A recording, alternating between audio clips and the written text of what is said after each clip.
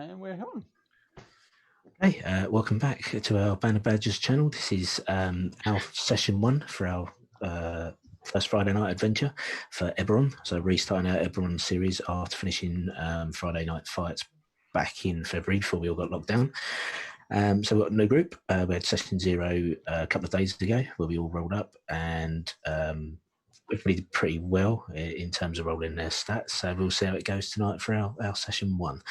So for tonight, we are going to be playing the introductory adventure from the Eberron book, the last book that was released, the Rising from the Last War. So an adventure called Forgotten Relics. So we're going to see how that goes, see how long that lasts, go for a few sessions and see what we want to do after that. But we've got a couple of other games going on at the moment while we're in lockdown. So we've got our Avernus Rising, which is on alternate Thursdays, and then we have our Road to Baldur's Gate mini adventure, which is on the Friday when we don't play this one. So we'll get started in a moment after a few announcements, and I'll hand it off to Dave. Me, hello. Right, so as Steve said, we've got a few announcements to get through. As you know, if you've seen these before, we have a few bits and pieces to get through, namely Gaming Emporium. I've got a couple of screens. I don't know which one I'm looking at. Check out Ed's Gaming Emporium for some all kinds of related merchandise, from computer games to D&D to tabletop to board games. It's all there. Just go to edsgamingemporium.com and enter the code word.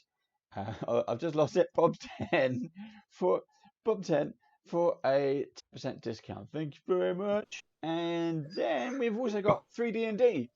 3D&D, they are a UK-based 3D printing company. So if you've got a mini, for example, if you buy your STL file from Hero Forge, or get one from Eldritch Foundry, you can download the STL files, send them over to Dan for a small fee. He'll print and post them back to you. That's that. We've also got Gale Force 9. We're doing some deals with at the moment. So check out their fantastic. They have these like terrain decoration pieces. These terrain boxes are absolutely fantastic. I'm after some trees myself, but you've got crates, rocks, and all kinds of bits and pieces. This is not just D&D and fantasy, but also any kind of tabletop, Warcraft, World War. It is all there. And finally, we've also got Eldritch Foundry. Now, Eldritch Foundry, we're not doing a giveaway on this particular episode, but stay tuned for the, as Steve mentioned, the Avernus Rising campaign, when we'll be one episode, we'll announce the giveaway. The following episode, we'll then pick a winner. We've had 2 winners so far. Yay! So do kind of check them out. Okay. I think that's everyone. Yep. Oh yeah. The Dungeon Fog, Dave, that I've been beavering away on this week. Dungeon Fog. There is Dungeon Fog. There's a quick kind of glimpse at the waiting room there. So Dungeon Fog we use to do, since we've gone online, we're using Dungeon Fog to create all our online battle maps. So we, going for being Band of Badgers, as you may or may not know, is a tabletop role-playing game club. We have about 50 members now, and these are real-life players, all from the local area. We all come face-to-face on loads of tables at our usual mansion, not this one, and to just play games. We have barbecues throughout the year, Christmas parties, all kinds of stuff. So if you're in West Sussex in the UK, near Gatwick, get in touch. You can come play. Or if you want to you have a product, put your product on one of our tables, even our virtual online one. Or you want to join us online, get in touch, drop us an email. Find us on Facebook, we're there too. Or find us on YouTube, youtube.com/Band of Badgers. That's it. I think that's enough, Steve. Over to you. All right. Thank you very much. Where are you? Oh, you are. Oh, you're up there. There you are. Yeah, okay. Just saying you're there on my screen. Okay, all right. Everybody ready? Mm-hmm. Oh, I've got one more thing. One more thing. Merchandise. We also have our own range of merchandise. Check it out, dndbadgers.tmail.com. Barbarian t-shirts, DM t-shirts, Warlock t-shirts, Wizard t-shirts, and of course Rage t-shirts. We've got loads of stuff plus tote bags. You always need a tote bag. There you go. Done. Okay, thank you very much. Right, so Matt has just wandered off. So He's probably going I'll to get stitch another drink because that pub looks really empty. I'll stitch him up for something in a minute. So you've all found your way to Shan over the last few days after receiving a letter from an age-old contact of yours. So this goes back to the days when you were in the British military and served during the 100 Years' War of Succession that started after last King of Galifar passed away without the heirs.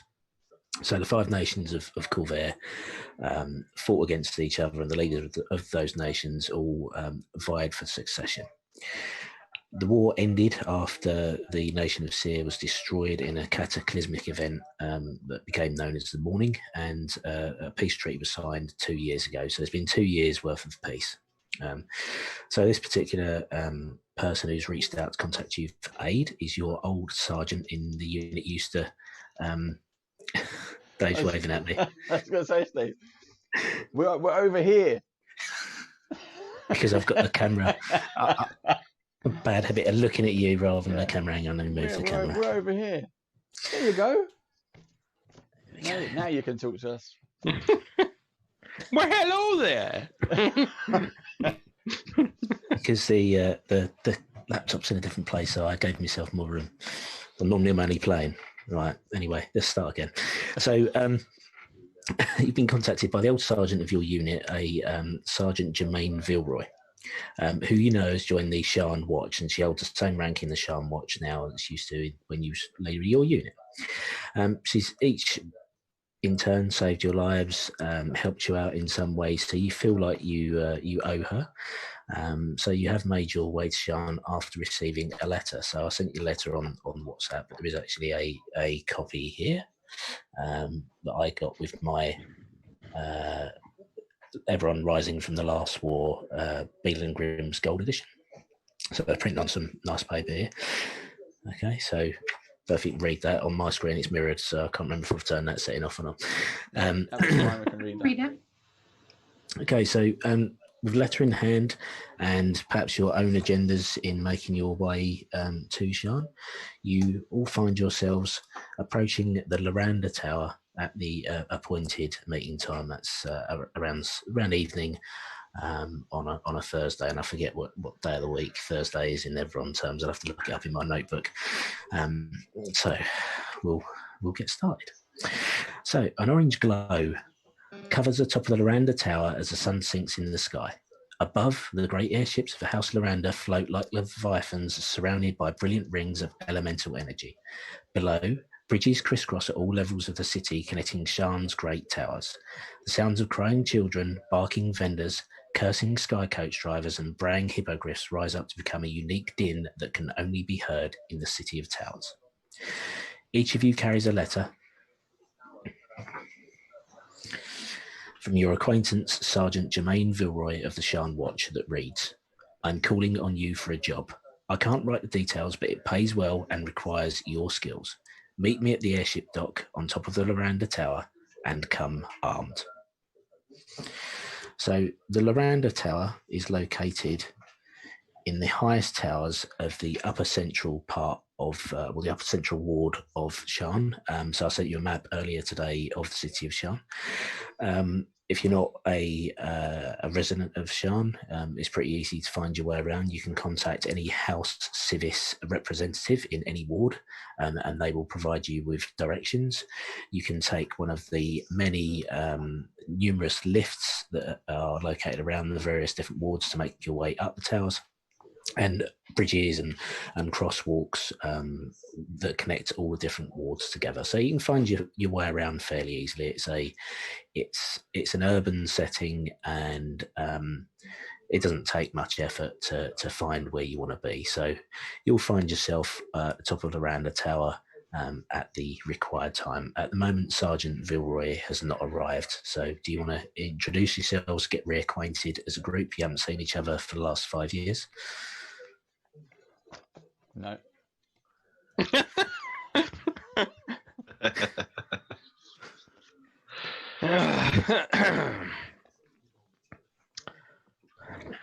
Well, I've not seen you lot for a long time. you rabble.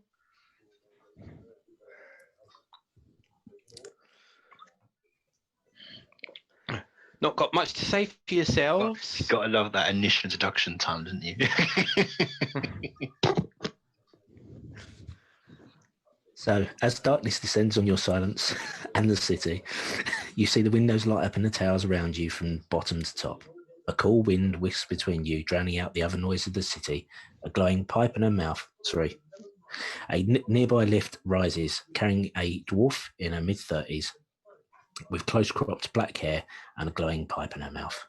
She wears the armour of the Shan Watch, so that's sort of a breastplate, half-plate mail style affair, emblazoned with the symbol of the Shan Watch on its front. And she steps off the lift. She gives a wry smile, nods to each of you and says, "Thanks for coming."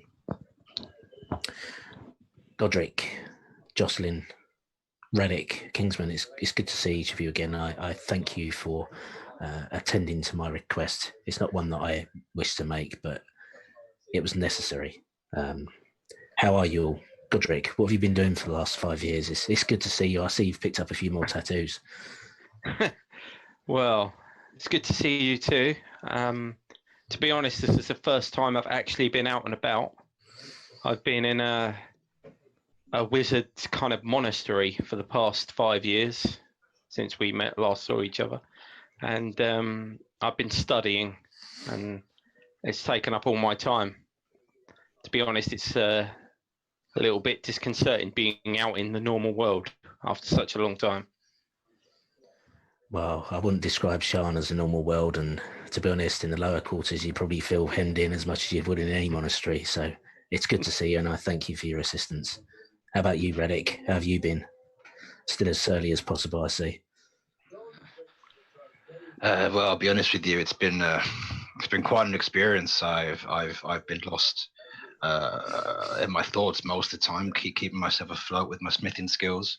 And I just you can never escape those thoughts post-war, can you? And I feel I was happy to respond to such a request, because any chance to get my axe back and get back out there, I couldn't tell you what I've been doing. It's been rough, but it's good to see you all again. It is. I know the feeling. Duty helps that somewhat, and helping others out is always a balm for the conscience. Purpose. A purpose indeed. And Jocelyn, I know I appreciate you being here, and I know sometimes that you feel lost and have felt lost in the past, but hopefully you found some sort of purpose after the last few years. How have you got on? In the last few years since the war, I found my calling as a paladin. It's been interesting to have a better purpose than I had before. That's good. Running around the smaller towns and villages trying to help them out. So I know that sometimes they're abandoned by people for favour of the larger towns. So I've been keeping to myself mostly.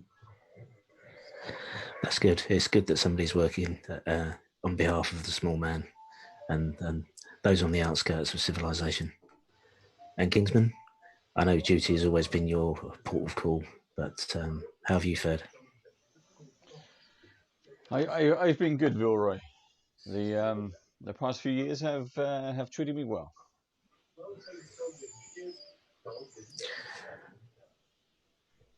And have you found peace, or peace of some form? No. Then maybe this will be a balm for you as much as it is for Relic. I know duty calls to you, and you'll always respond. So, Indeed. Anyway, I hope I can aid you as you aid me. I can certainly pay you. So, why do I need your help? Well, as much as you may be owing me a favour, to put it bluntly, for saving your lives or aiding you in some way as we fought during the War of Succession, I too owe somebody. It's a warforged named Cole. She helped me out a lot after our unit broke up. In fact, you could go as far as saying that she saved me from certain death. So I do owe her. She's reached out to me and advised me that she is aware of a crime that's been committed, a great crime. She hasn't revealed the details, as she said she would only tell me in person.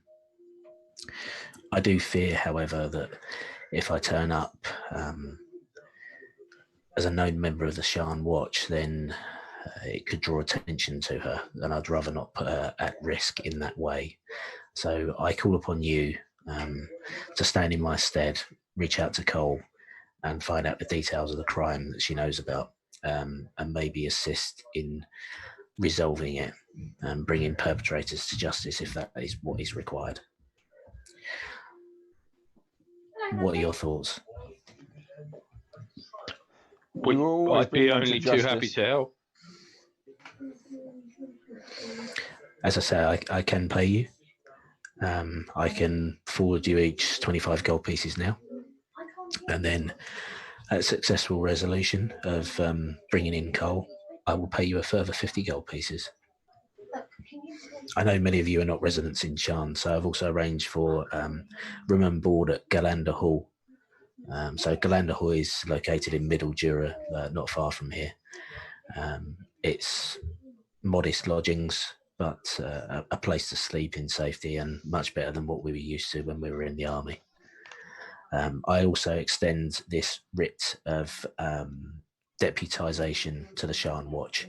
So this writ isn't obviously a blank slate to get up to whatever nefarious deeds that you would like, and obviously I'm aware that you wouldn't get up to nefarious deeds. I know you all so well. But it will afford you some authority in some areas, so it's worth having. There are many such adventuring bands that get deputised by the Watch. We aren't numerous, and the criminals, well, they're more populous and more free reign in the city. So we take whatever help we can get. Okay, sounds good. So I have all your agreement. Aye. I'm in. Make sure the money goes to the church. I don't need it. Okay, which church? Church of the Silver Flame. Here in Shan or Flamekeep in Tharask? It won't matter. We can go to the church here, it's fine. Okay. So here are your 25 gold pieces, and she hands to Jocelyn, to Godric, and to Radic. And if I might trouble you to sign the writ of authorization, all of you, you'll need to be in possession of it at all times if you wish to use it.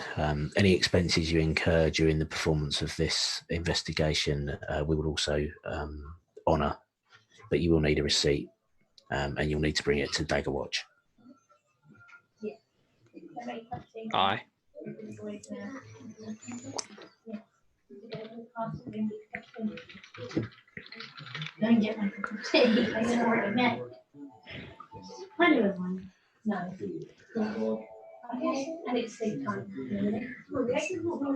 Just picking up your TV a bit still.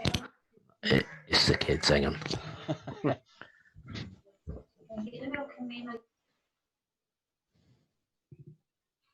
Now they've gone quiet. What did he do? Do you think you turned them off? You went into an app. Yeah, he's just kind of turned the kids off. I am that quick with duct tape. Didn't even move. Yeah, that's right. What do they call you, Quicksilver? Okay. So thank you. I thank you for your assistance, and I wish you the best in this endeavour. You'll need to meet Cole at a Warforged bar.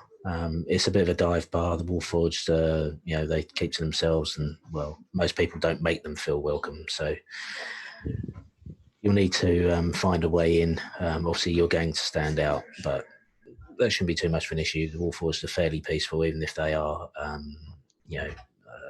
isolated. Name of the bar is the Cogs Carnival, and it is in a ward district of Shan called the High Walls. It's one of the lower end wards, so there may be other nefarious deeds going on, but just keep your mind to the task at hand and find Cole and find out what's going on. When is the meeting? It's 2 hours from now. Let's get a move on them. Okay, I bid you farewell. She heads off to the lift and descends into the darkness. Goodbye, my friend. Bye, my friend. Okay, so what do you want to do? So just to point out, so as we do with Dave's game, when you say something to me, I take it as if you are speaking in character, and that happens. Mm-hmm. Okay. Okay. I assume we should head off to the meeting then. We don't want to be late. Indeed. Let's go. Okay, so you wait for the lift to reascend back to the top of the Loranda Tower, and you descend to the lowest levels of the upper quarter. You can go and ask one of the House Sifis representatives where High Walls is located, and make your way there on foot, or if you wish, you can hire a sky coach or a Mage Right to fly you there. It's up to you. How much do they cost? A sky coach will cost you for that trip 2 gold pieces. For all of us, or Yeah. 2 gold pieces each? No, 2 gold pieces for all of you. Might as well do that then. Yeah, because it's all covered by him anyway, right? As long as we get our receipts. Yeah, we get receipt. We can do what the hell we want. Oh no, we can't. Okay, so you hire a sky coach. It flies you between the towers and the bridges, and obviously the driver realises you're not from around here, so he takes you on a bit of a scenic route. You get to enjoy the sights. Hippogriffs fly past. Mages on glowing blue discs take a near miss approach. Everybody seems to be, mobile, energetic. There seems to be a buzz as the sun's gone down, as if life sort of picks itself up in the evenings in this sort of place. There is a lot of flying traffic. There's a lot of foot traffic. It's obviously a highly populated place. After about an hour's flying in the sky coach, and you've gone past many of the different wards and quarters. You've seen Mulgrave University. You've seen some of the highest towers. You look up above you can see Skyway surrounded by clouds.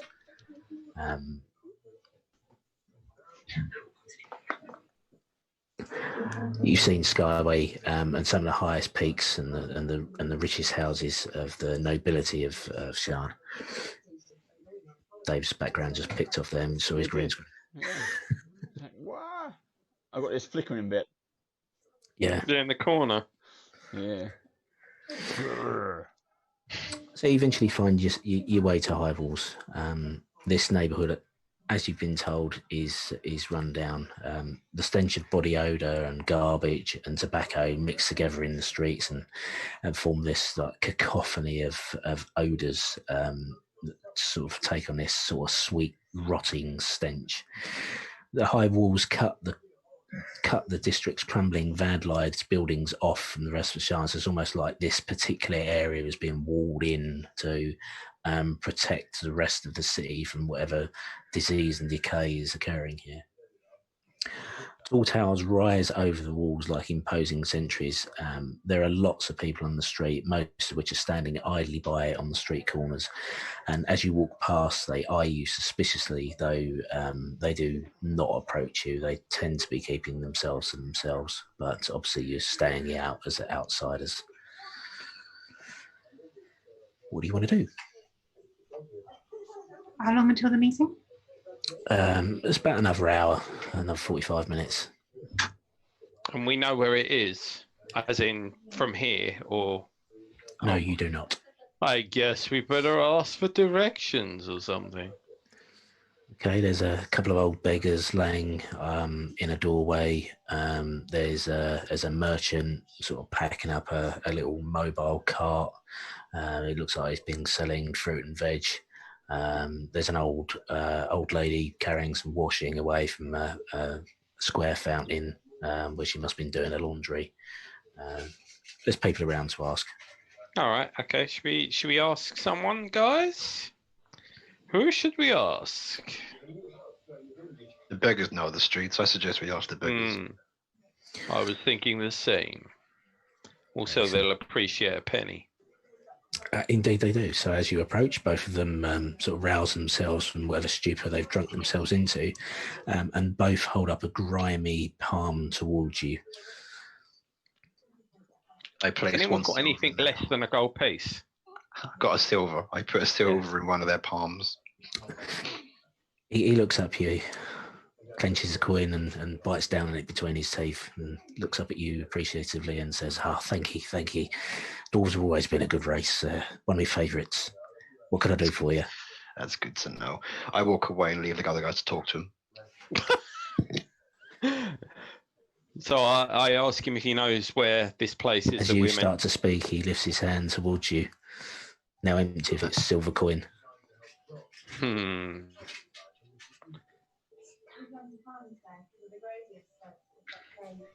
I'll ask him if he knows where this place is, and say that if he does, it'll be worth his while.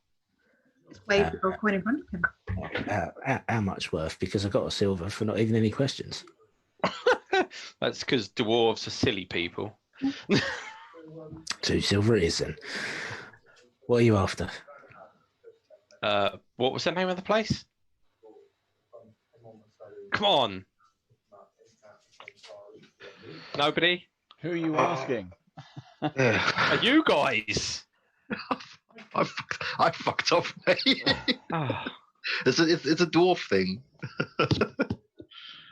But I've written down, I think Glander Hall was middle tier, and I got Dagger Watch. I didn't catch the meeting place. Okay. My kid came in halfway through. I just thought, I'm sorry, mate. Or something. Kingsman, do you remember what the place was we were meant to meet them? No, I only remember it was Warforged Cole. His or her name. Do they have identities? You've pulled cheesecake out of the wall. Impressive. Yep. Wizard.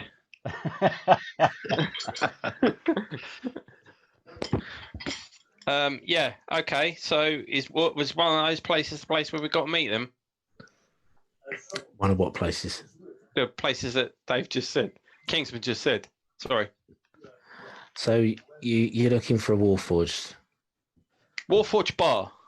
A Warforged bar, right. Warforged bar. There can't be many of them around. So I asked the beggar, do you know of any Warforged bars around here? Yes, I do. The Cog Carnival is the only place. That's about it. You know, Warforged are not well liked around here. Most of the people that live in High Walls come from the nation of Seer.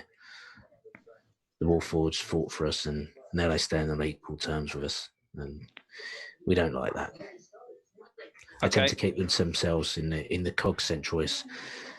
The Cogs Carnival. It's just down that way, maybe 500 or 600 yards. I'll be taking out 2 silver now. I give him a gold piece. Again, he grips it deftly between his fingers and bites down on it. I thank you kindly. I said, don't spend it in the one place. Oh, we're going to go and spend it in one place now. Come on, mate. And they up on their toes and away, obviously to the nearest place that sells the cheapest and strongest booze they can find. Good on them. And then we make our way. Okay, so you head down the streets. People seem to be packing up their wares for the day. Markets obviously coming to a close as the evening falls. It's fairly busy. No one really comes anywhere near you. They do seem to be giving you a wide berth. You obviously look healthy, well fed, strong. You know, the 2 paladins taking the lead, and you're well armed. So nobody's really looking for a tussle with you. You do see suspicious glances and glares. You also do see a few orcs, hobgoblins, goblins around. That's not unusual in Shan. It's not atypical of where you're from, more human or dwarven enclaves, but in Shan you do get a mix of all the races, and so out of descriptive, in Eberron, the monstrous races are not always evil. They are just as good or evil, the same as humans and the other races can be. So just because they're orcs and hobgoblins does not mean that they're the enemy. They do also stand out in this place, the majority of which is human in population. So after about 500 or 600 yards, you approach the place that is obviously the Cog Carnival that's the hobo directed you towards. So smoky, low flames are lit in a fireplace outside the building. The cracked stone walls and general run-down, dilapidated nature of this building obviously points it out as somewhere that's unloved by the outside populace. It's been daubed in graffiti saying "forged to scrap" and "leave metalheads." Standing outside, sort of stoic form, shield in hand and sword out, blade leaning on the floor and hand on the hilt, is a large dwarf, so it's about 7.5 feet tall, very imposing character. So the only thing that makes him look less imposing is that he's the lower half of his right leg appears to have been replaced with a carved chunk of wood. So where the foot would normally be, it's now been replaced with a crudely carved chunk of wood, just sort of a block, a stump. No artifice or aesthetic has gone into it. How did you lose the leg, soldier? During the war. It was a messy affair. It was a messy affair for most of our kind. During the war? During the war. Sorry, Lou. Did you serve? You look like you may have done. Mm-hmm. Yep. Yeah, we all did. We were a little squad ourselves. How come you which never side? had it replaced? Our kind are not really welcome. We fought for Seer. Reland has been kind to us and given us a home, but a home or a place to live rather than a home, I should say. We're not that welcome. It's hard to find work, and yes, I can get this replaced, but spare parts are costly, and gold is hard to come by. I'm fortunate enough to have a job. Most of the patrons that are inside, work comes and goes like the wind. They make what they can, they spend what they can, and then eke out their existences. We survive more than thrive. Okay, I'll shake his arm, full arm brace, deepest respect, and I'll let him have a gold coin so you can have that towards your replacement. He immediately becomes grateful, almost emotional. If you can sort of get that impression from a machine-like face that he has, he's deeply touched by your gesture. Normally for non-forged to enter, it's 5 copper pieces, but I can waive that fee. Please go in and know that you have my thanks and my gratitude. Thank you. What is your name, soldier? Smelt. Smelt. Sorry, not smelt. Ingot. Ingot. Thank you, Ingot. Smelt is the owner. As I pass Ingot on my way in, I look at him and I make it clear that I'm pretty handy with a hammer. So if he ever wants to get that replaced, give me a shout. My name is Reddick. I'll get him something good. Business card. Here's my business card. If I had a business card, I'm sure I'd give it to him, but I don't have any of them. If this is his local place, then I'm sure I'll find him again one day. I work here and I have room upstairs, so yes, I'm pretty much here all the time. I'll sort you out. Again, I thank you. I'll sort you out. Okay, so you enter the bar. This single room space is crowded with warforged, most of which have severed digits, limbs, scars, burns, and various other wounds. I should have brought more gold. Yeah. Other warforgeds in the area are gathered around traditional dice, card, darts and board games, as well as carnival competitions such as throwing metal rings onto posts, tossing a ball at a tower of weighted iron cups hard enough to make them fall down, and striking a homemade machine hard enough with a hammer to ring a bell. A small bar in the corner serves cheap ale. Behind this bar, a warforged bartender shouts jeers at patrons losing games. So you hear shouts of, "Ah, you're not strong enough to hit that," and "boo," and general hubbub of comments.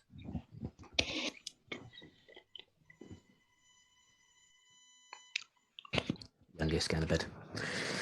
Can Reddick approach that game? Which one? The hammer to the bell. You can. I was He going walks to up. say to Jocelyn, take Godwin off to the left, see if you can find Cole. Radix having a wander. He's going to try and have a game. Reddick's You seen a never better did beat gambler. that addiction, did you, Radix? Walks away. And I'll go over to the bar. Okay, so Jocelyn and Kingsman head off to the bar. We'll get to you in a second. So we'll deal with Raddick. So sorry, Kingsman, you're going with Raddick. I'm going to the bar. Radix going off to the game, and Okay. I've asked Jocelyn to take Godric. Yeah, we'll Round go the left. see if we can find the guy. Yeah. In the Okay, crowds. right. So Raddick heads to the right. Kingsman heads to the left to the bar, and Jocelyn and Godric head into the central area where the card tables and gaming tables are. So we'll deal with Raddick first, then Godric and Jocelyn, then we'll head off to Kingsman. So Raddick, you head towards the show of strength machine. There is a large warforged, even larger than the guy outside, than Inga. This guy, and you are aware that warforged carry 3 different forms. There's the Juggernaut, Sentinel, and the Spy form. I can't remember what that one's called. This towering, huge colossus is obviously in Juggernaut form. He's holding what looks to be a sledgehammer in one hand, and throws the head down, hitting the pivot that sends the ball up the shaft to ring the bell with an almighty crash. But even then, it only goes up 3/4 of the way. As you approach, the crowd round him sort of part, eyeing you suspiciously. A dwarf in a warforged bar. Pretty much every other patron here is forged. So, what do you want to do? I think that I will probably, as you say, I'll approach and I will watch him make his effort. Watch him get like that. That would say 1/4 of the way up, 2/4 of the way up with the bell, and I'm gonna. Probably systematically, if you like, introduce myself and say, let's have a wager. Let's say I can hit this higher than your strong self, and simply can be winner buys the person a drink, and I try and kind of get everyone on side. Pretty much everyone else disperses into the crowd as you approach and say your piece. The name's Anvil. You say you want to wager. Well, the only thing I can wager is my services, my labour. I haven't got a coin to my name. I come here because this feels like home, but otherwise I can't buy a drink. I can't do nothing. So I'm not going to underestimate you. I guess that's what you're trying to do, but I still reckon I can take you. And what else have I got to lose other than a day's work? So It's a welcome challenge, my friend. Let's give it a go. My day's work for 1 gold piece. How does that sound? I wouldn't have it any other way. Come on, let's slam this thing down. Okay, he pulls out a scrap of paper from his pocket. It looks like it's a picture of something. You're not really clear before he grasps it in each hand, and he says, "Pick one." I'll have your You're still left. right. He opens his hand, and you see the scrap of paper is there. It looks like it's got a picture of a child on it, a human child. He quickly whisks it away, puts it back into whatever pocket or pouch it came from. Well, you guessed that right.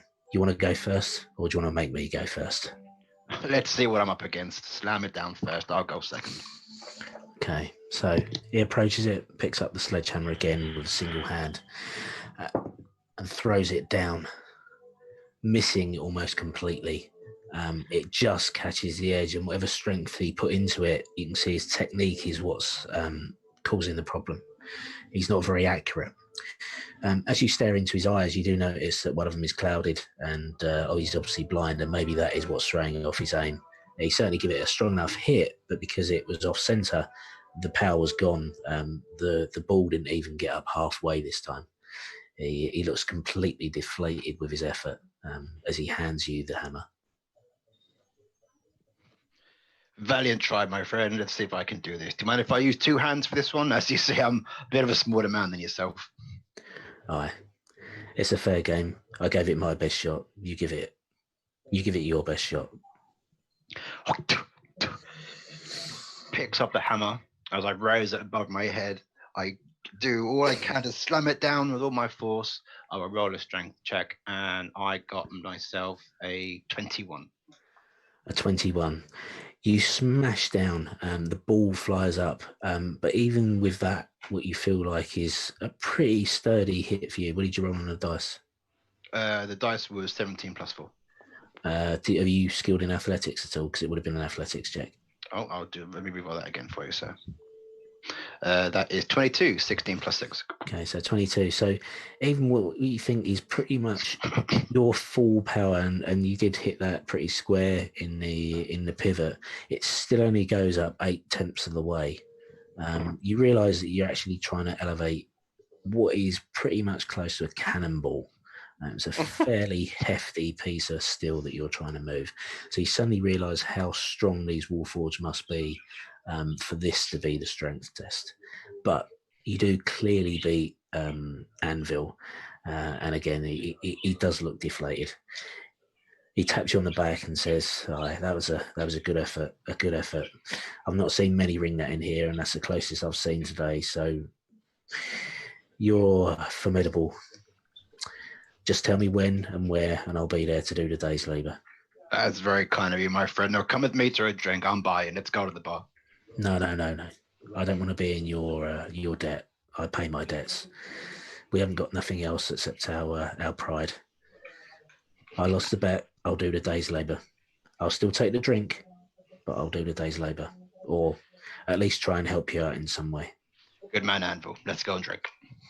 Okay, he follows you over to the bar. Okay, Jocelyn and Godric. You make your way through the gaming tables. You can see people are playing various forms of card games or board games. There's chess set, there's dragon chess, there's 3-card ante.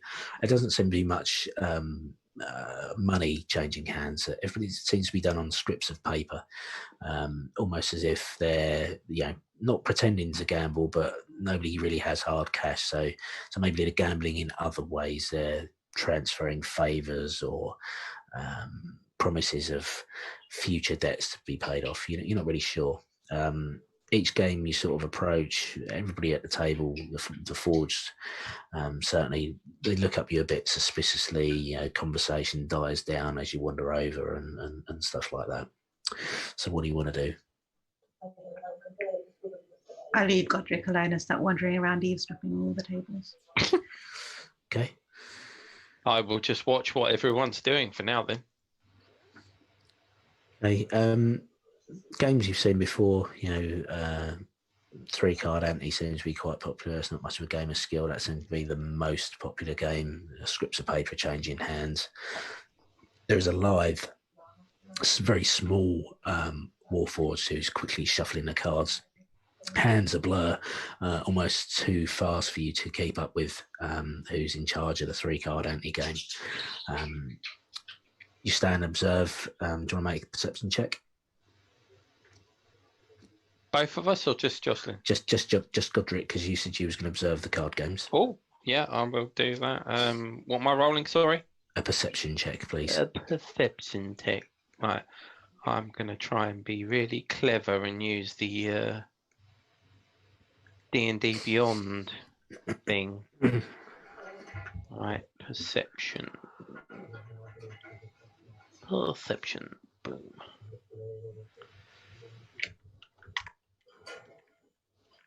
That is a 17.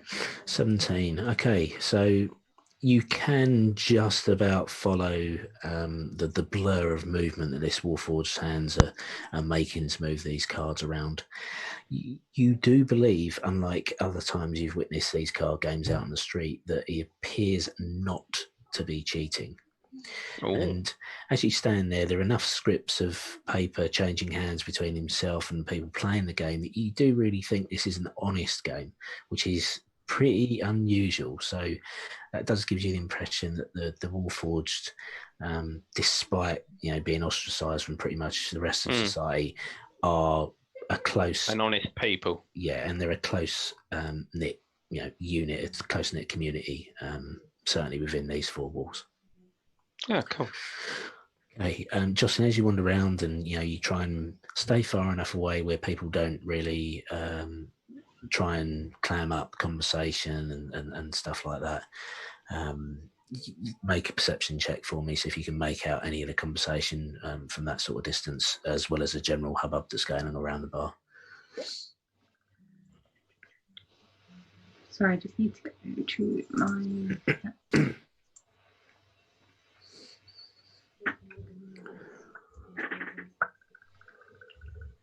11. Okay, so you can't really pick up any snatches of conversation. The general background noise is a little bit too loud. You do pick up on a mighty crack, and you do glance over and you see Radic just finishing his downswing on the strength machine. You see the ball fly up, almost touching the bell, but not quite. And then you see him having a brief conversation with the Warforged that was playing the game, the huge hulking juggernaut. They have a small conversation, then they both head towards the bar. Okay, Kingsman? On my way over to the bar, can I just want to check if anyone kind of fits that description of Cole that Vilroy gave us, and then see if I can get the barman's attention. Okay, so what are you looking for? There are Warforged of all shapes and sizes.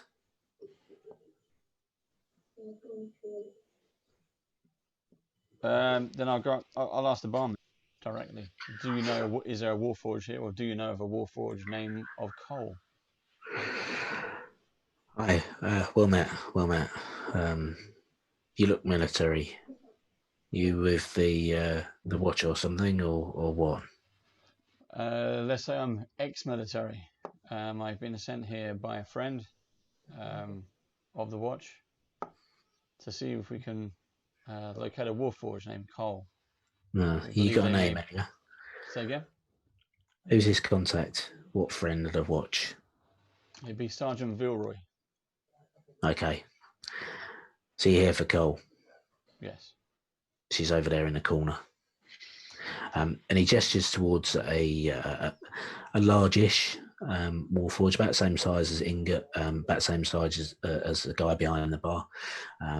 The frame and the wood and the metal is ebony, a deep dark brown on the wood and blackened steel. And you notice that the Warforged he's gesturing towards only has one arm, so the left arm is gone completely. Okay. What's she drinking? It looks like ale. It does actually look like there's only one drink served here, and it is ale, and it is cheap. Okay.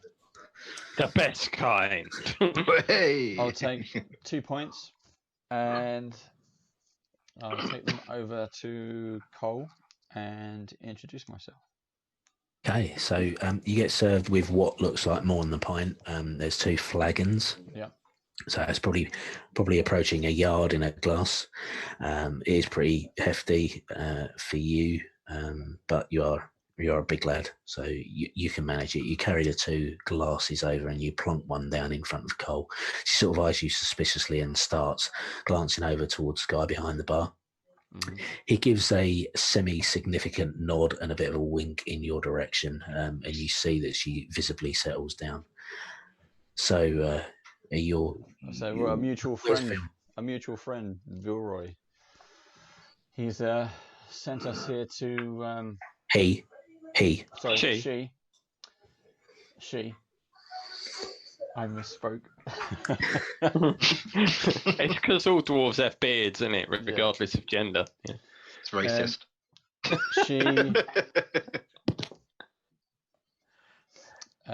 She's asked us to help bring you in because she fears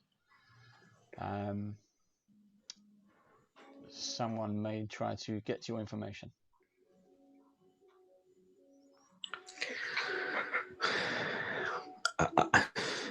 I'll be honest, I can't say that this makes me feel any better that she didn't come herself. No, How do you know her? We served together in the war. Our squad since disbanded 5 years ago.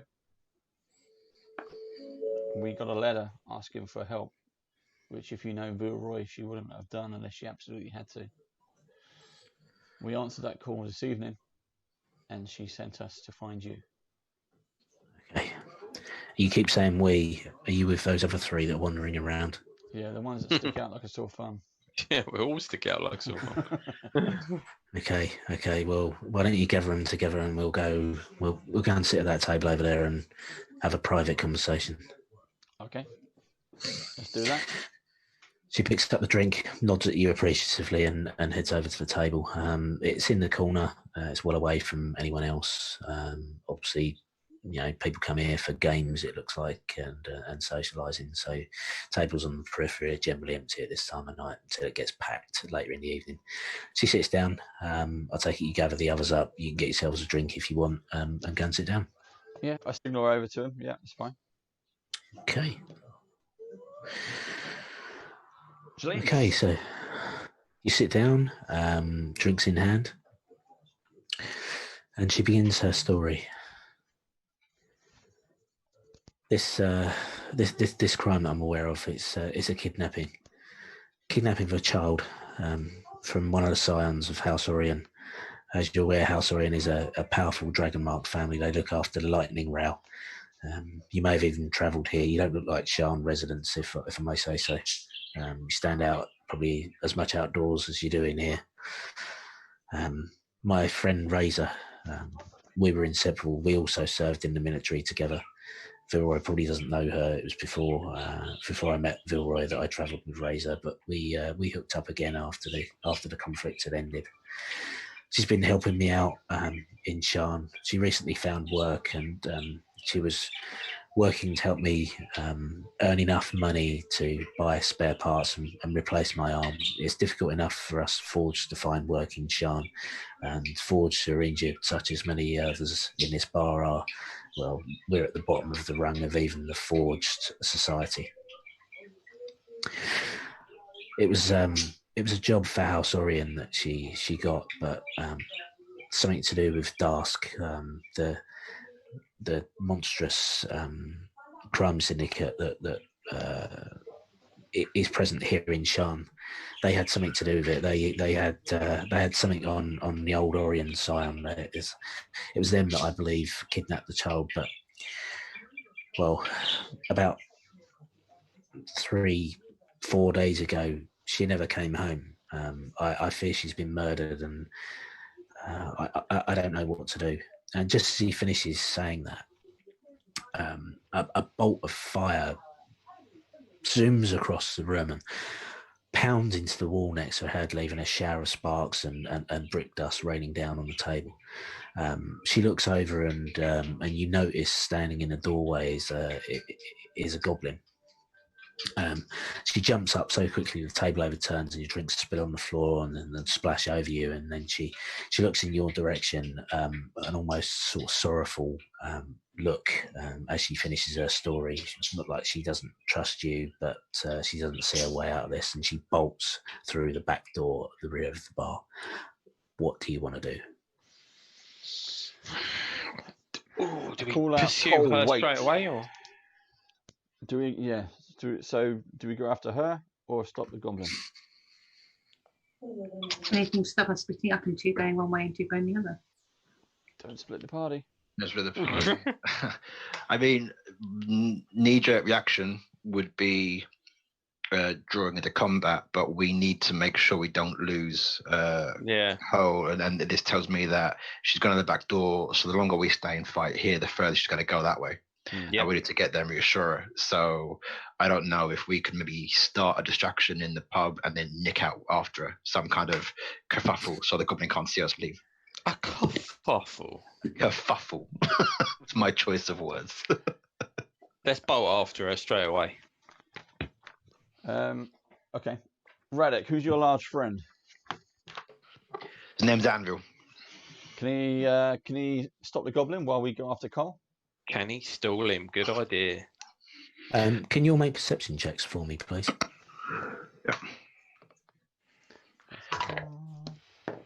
Skills. Natural 1. First roll. 11 for Radek. 18 total. And Jocelyn? 8. Okay, so Godric, you are the only one that notices a large metallic arm reaching around the shoulders of the goblin as he's yanked bodily from his feet and dragged outside. So you presume that your good friend Inga, who is the doorman, has intervened there and the goblin won't be chasing you. Right, so Cool. Let's follow Cole back out door. is there any way I can convey this to the others really quickly so that we sort of dart after her at the same time as I say it, sort of thing? You can roleplay it and I'll decide what happens. Right, well, what did the other guys say they were doing? Kingsman and that? What did you say? You're going to dart after her straight away? You've heard Kingsman say, "Who's your friend?" to Radek, and Radek has said, "This is Anvil." Yeah. You've at that same time, you've noticed that Inga has dealt with the goblin, and the back door, is just starting to swing close after Cole has exited the building. Right, I will, I'm going to dart towards the back door, but as I'm running, I'm going to shout to them, "The goblin's dealt with, don't worry about it," type thing, or just the goblin's dealt with. Okay. Because I don't think I'd have time to say much more than that, and I'll run after her. Okay, so you leave the building. You hear this, the three of you. So Jocelyn, what do you want to do? I follow Godric. Okay, so you bolt off as well. So you're slightly in front, about 30 feet, we'll say, because your speed's 30 feet. Kingsman and Radek slightly behind. So Jocelyn and Godric, you reach the outside of the building. You stop momentarily as your eyes adjust to the darkness outside from the fairly bright light inside. You do notice ahead of you that Cole's made up quite a bit of ground between you. She's about 50 or 60 feet in front. She's looking back as she runs and sees you and decides to pick up the pace even more.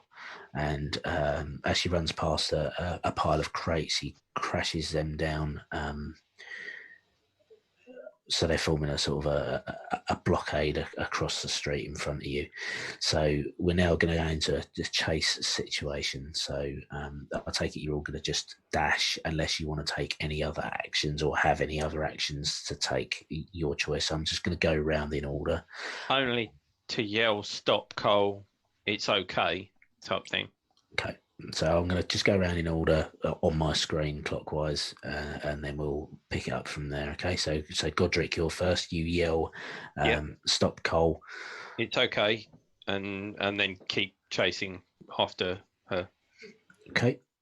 So you move 60 feet because you can take the dash action. Yeah. Okay. Radek.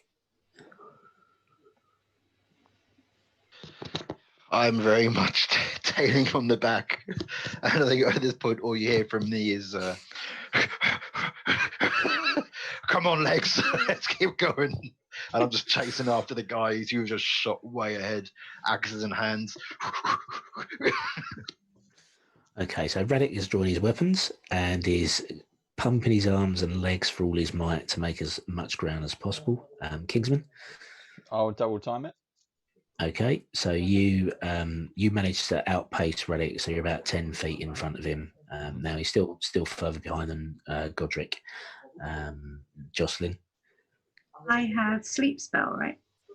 You do have a sleep spell, yep. And that's 90 foot. Yep. Tell me which ones I need to roll for that. Okay, so you need to roll. No, don't put me to sleep. You. And she got a 1. I assume you're going to try and put the Warforged to sleep. Is that correct? Okay, so if you look up on D&D Beyond how many dice you have to roll, it's a number of D6.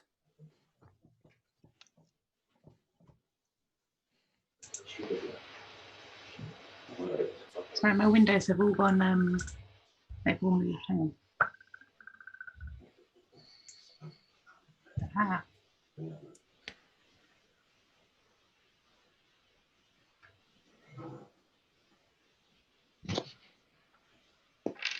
You know, sometimes I look down at my dice and think I've got too many dice. Trying to find the one. Okay.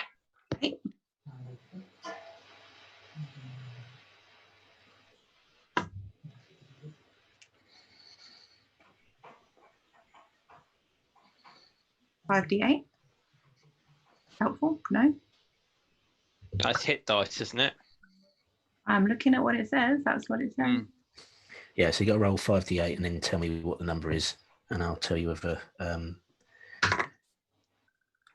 whether it works or not. 4? On 5d8. Oh. Oh, Just so roll you a roll, d8 5 times yeah. and add it all together. Go maths. 11. Okay, so you cast a spell. Your aberrant tattoo glows with power in the evening sky as you unleash the spell to surround where Cole currently is. The spell definitely goes off, but it seems to take no effect as she charges ahead. Excuse me. So it doesn't appear to have done anything to affect her. The spell has gone off. There's a couple of hobos and another vendor with a cart who suddenly falls dead to the ground in the middle of the street, but that's no effect on Cole. Unfortunately, Warforged are immune to sleep. Excellent. So Do we see anything from running up from behind? Is this a tattoo that was evident before? Does it have a visual effect? You're aware of the tattoo. Right. So she had this before. This isn't. Yes. New. I've had this since I was a teenager. Mm. Okay. So it's a tattoo of one of the dragon marked houses, but it's an aberrant one. She is not a scion or member of one of the dragon marked houses, but she does have the same power. Okay, so Jocelyn, does that? I take it you use your move to move 30 feet. So you're currently keeping pace with Kingsman, and Godric is in the lead. So Godric, can you roll me a dexterity check, please? Can I? That's the thing. Let's have a look. Abilities. Dexterity. That is a 13 plus 3, which is 16. Okay, so you manage to, when you get to the crates that have been knocked over to cause an obstruction, you manage to leap over it with ease. So you don't lose any speed, and you manage to keep that 60 feet distance between you and Cole. She's still continuing to run, and you see ahead of you that she ducks to the left down an alley. I follow. Again, at the entrance to the alleyway, she grabs hold of the side of a cart and upsets it. So the vendor steps into the street and starts cause a bit of a kerfuffle and shouting. There's fruit and foodstuffs lying across the floor, making it pretty sickly. A few other people come wandering over to help themselves while the vendor is shouting aimlessly down the alleyway. Okay. Anybody else get the impression that she wants to get away from us and not the goblin? Radek, your go.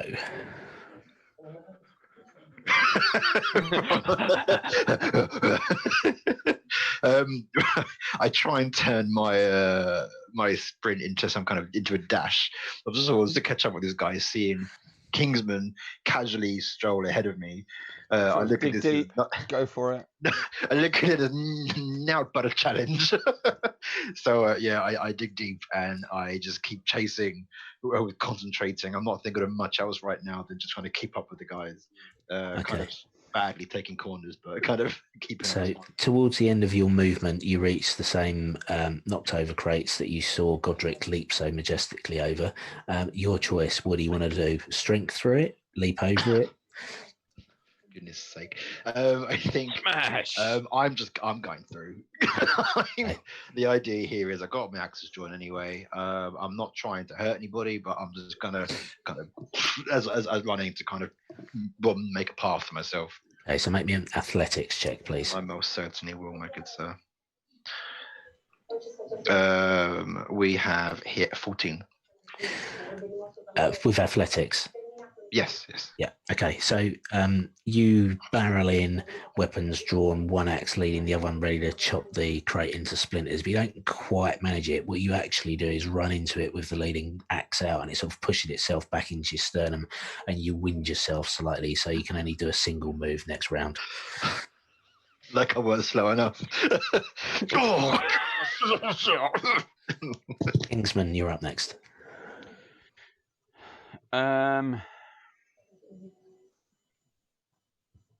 How far away am I now? So you're currently 120 feet, and she's out of sight because she's ducked down this alleyway. Okay, so I'll just double time it. Okay, so you reach the obstruction about 3/5 of the way through your movement. So can you can either strength it through that Radek tried to do and failed miserably, or you can leap over. Such as Godric did, your choice. I will leap. Okay, so make me an acrobatics check, please. 16. Okay, so you do parkour over it, even though you're wearing half plate mail and have a great sword strapped to your back. You one hand does it. That's all. Yeah. You one hand glide over it as you look down at Radek. I've got a bleeding flying ant. As you look down at Radek struggling to push his way through, you continue moving and you reach within 30 feet of Godric. So Come on, Radek! Radek rolled his eyes at such a feat. Dwarves are wasted on sprinting. It's cross country they're good at. If I had my breath, I'd say something back to that comment. Dwarven gymnastics are an interesting sport. Can I still see Cole? No, you can't. No, she's out of everyone's view at the moment. In which case, I'll just keep following wherever I last saw him. So again, you reach about 3/5 of the way through your move where the obstruction is. Do you want to power through it or leap over? Leap over. Okay, roll me an acrobatics check, please. 5. Okay, so you try and mimic the same manoeuvre that you saw Kingsman do. Unfortunately, your leg was a little bit too low.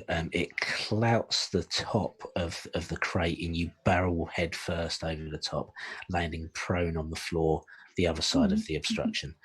So unfortunately, that is the end of your move and you'll only be able to do a single move next round. Sounds like me in real life. Radek laughs. Like old times. Okay, Godric, you're up. Can I see her? No, not where you are now. You have to move. How far first. ahead of me is she? So the entrance to the alleyway is about 50 feet from you at the moment. Right. Well, I guess I'd double move round into the alleyway then. Okay, so as you move up to where the food and all the rest of it was spilled onto the floor, you do notice it's quite slick with fruit juice that's Yep. been trampled in the rush for some of these destitute people to come and help themselves. So I need you to make me just a straight dexterity check to Straight keep dexterity. your balance, please, and make your way through the crowd. Right, stay there a sec.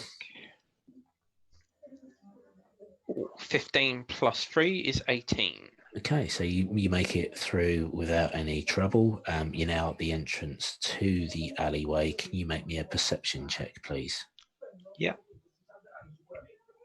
Perception.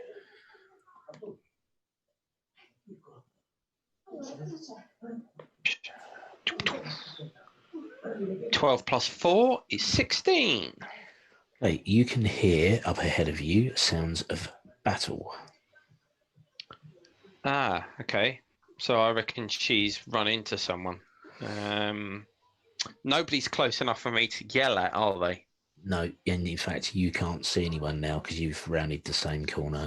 But I can't. Oh, you also can't see where the battle is going on.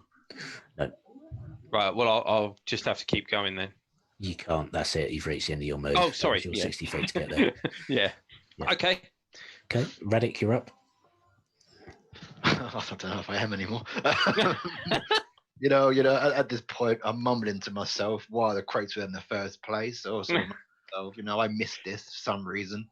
I keep kind of chugging along as well as I can do. At this point, people are quite far ahead of me, so I'm kind of basing this on the fact I saw them there last because I don't know where they've gone. So I'm just kind of following what I think was the circuit, and I'll just take my 25 feet. Okay, so you're going to take your action to smash the crate, which you do. It's now splinters, and you walk your 25 feet, you move your 25 feet. Beyond that, you pass Jocelyn, who's currently laying on the floor, and ahead of you can see Kingsman. Kingsman is about 45 feet ahead of you at the moment. You can't see Godric at all. That's fine. I'll get there in 5 more turns. It's fine. Okay, Kingsman. I look back, Relic, come on! And again, double time. Let's go. Okay, so again, when you reach the slick alleyway, slick street just at the foot of the alleyway, can you make me a straight dexterity check, please? To maneuver safely through the crowd. Dexterity check. 15, 16, 17.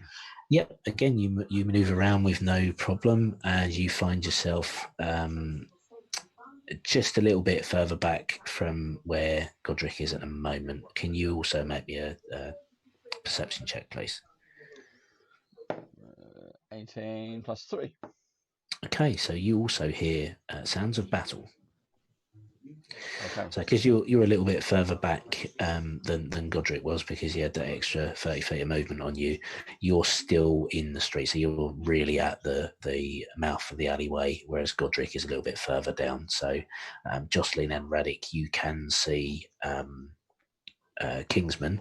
Is there anything you want to do? Do you want to draw your weapon or anything? Because you have heard the sounds of battle. Not yet. I was just checking.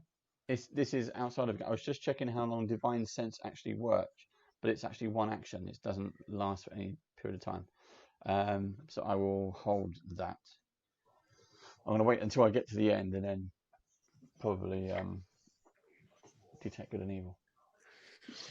Right, and Jocelyn. So it will take you half your movement to stand up, and then you can move and then use your action to dash if that's what you want to do. Yeah, let's do that.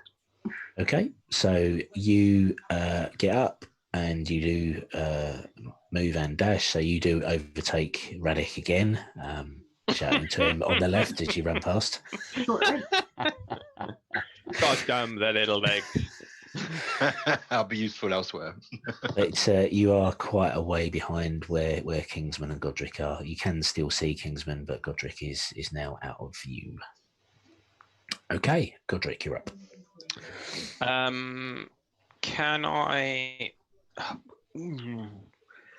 move forward until I see what's going on? And if it's less than my normal movement, stop, if that makes sense? It's about half your movement, yeah, if you want to do that. Oh, what? So 15 feet. Yeah. Yeah. So I'll move forward 15 feet till I can see what's going on, and then await the description. Okay, so you move forward 15 feet, and what the scene before you is a humanoid figure that looks like that. Is that some sort of What is that? bugbear or something? It's not a bugbear. Is it a werewolf or something? Or... It has wolfish features. Yes. Oh, is it a shifter? It is a shifter. Yeah, that's Out correct. of game, obviously. Yeah. It's always a Although I mark. might have seen shifters before, so You may have done. Yeah. So he's currently standing over the prone form of Cole. He does actually notice you as you step forwards around a broken up set of crates and a smashed cart and a pile of manure that's sort of semi-blocking the alleyway where you were. And as he looks up, he plunges his sword down into the torso of Cole, who collapses to the ground. And we are now going to go into initiative, please. And no, not initiative, Steve. run encounter number 1. So now Doop, doop, boop, doop, doop, boop, doop. Yay! right, so please bear with me while I. Assuming only those in the area can roll initiative now, right? Or you're doing it from when we get there. I'll just bear with. That's what he said. I'll just wait.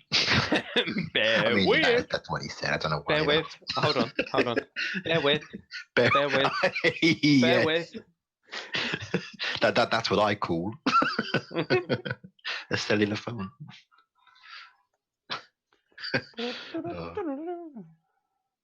Boo. Boom.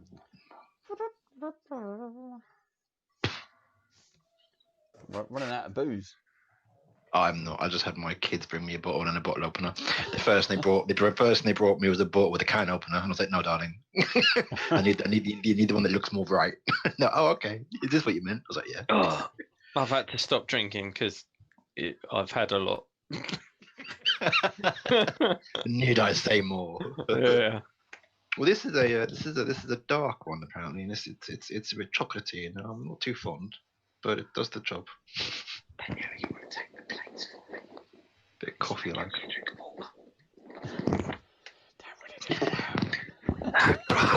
All that does is make you quieter. I suppose one of you guys could go and get me a drink of water, could you?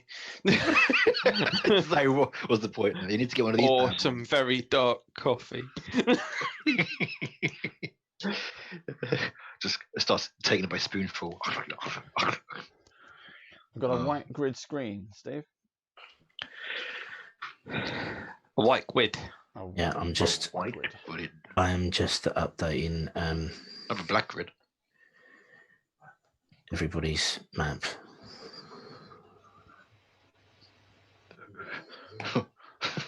Sorry.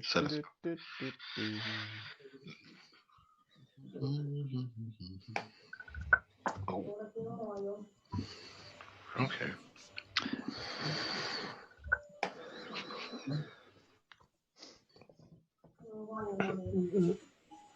Right, sorry, this takes just a little while to do. Not a problem. Now you know how I feel, Steve. Yes, I do. The pain. I like to think I don't give you a hard time anyway. Yeah. Because you know one day. You don't. Mike does. Does he? Mike gives everyone a hard time. So it makes him so lovable. Oh, I spelled coat on this whole time. Which makes sense actually, so now the anvil and stuff. Yeah. So just rolled the name Cole. Okay, so can you see stuff on the screen now? Yes. A narrow alleyway with a slight opening towards the end. Oh yeah. And Jeff, can you see Cole? Yep. I can also see something else on the screen. The shifter. K3.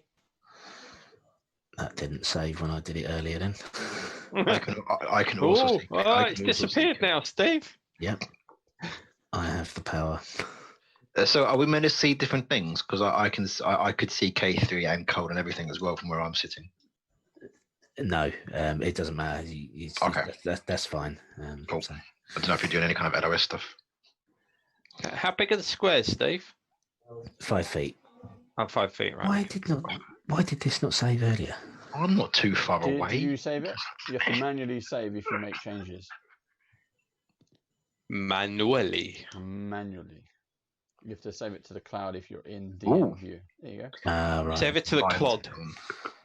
Clod, yes. So I was just trying to capture on the other screen. So, for example, north of the broken wagon is under everyone's portraits. No, I can't move that. Okay, do you want me to increase the zoom on your window then? Or decrease it, yeah, if you can. So which one were you again? Quick Golem 95. Yep. I forgot my name. Bob! That's it. Ooh, there you go. And if you can move my square, if you can move it up a little bit. Stop. Perfect. Nearly.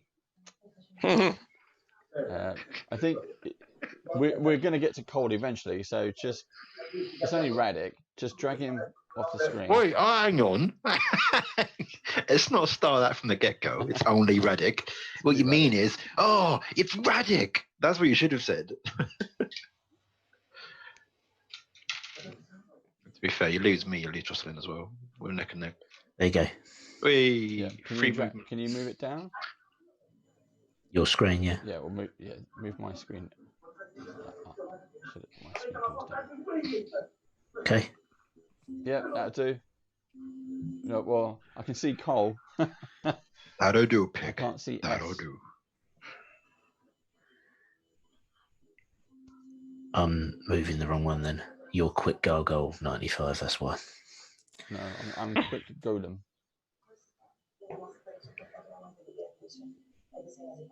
Okay, what does that look like? No movement. No change.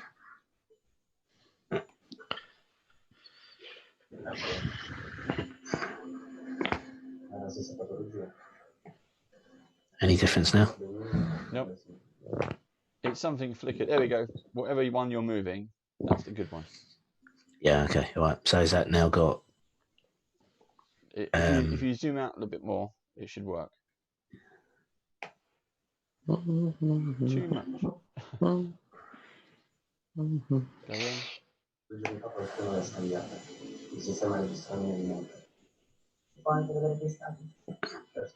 Leave it there. Yeah? Leave it that one. Okay.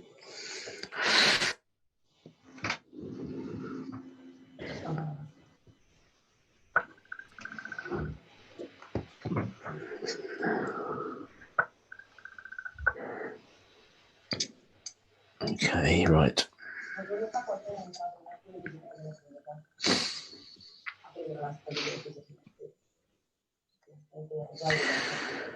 Okay.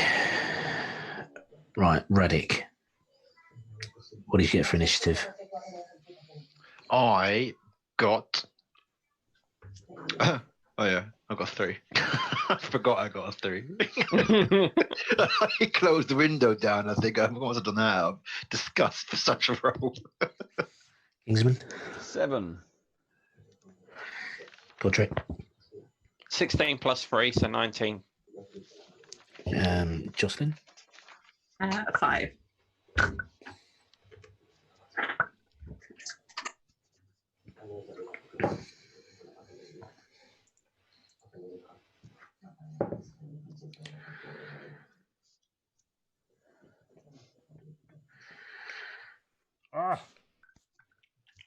Annoying. There we go.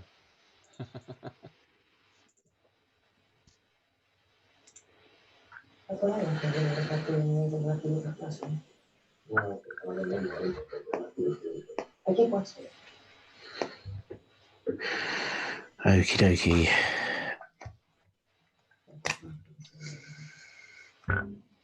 Okie dokie, okie.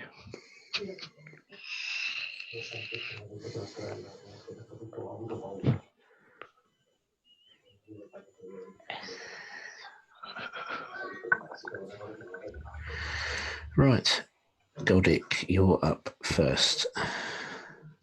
Right, I am going to cast a spell at him. At Shifter Man, yes. At Shifter Man. I am going to cast Chromatic Orb. Okie dokie. Roll to hit for me then, please. I am going to now. Right, it's 10 plus 7, which is 17 to hit. Okay, so that's a hit. So you cast a globe of energy from your hand in the direction of the Shifter. Can I roll the damage? Yes, you can.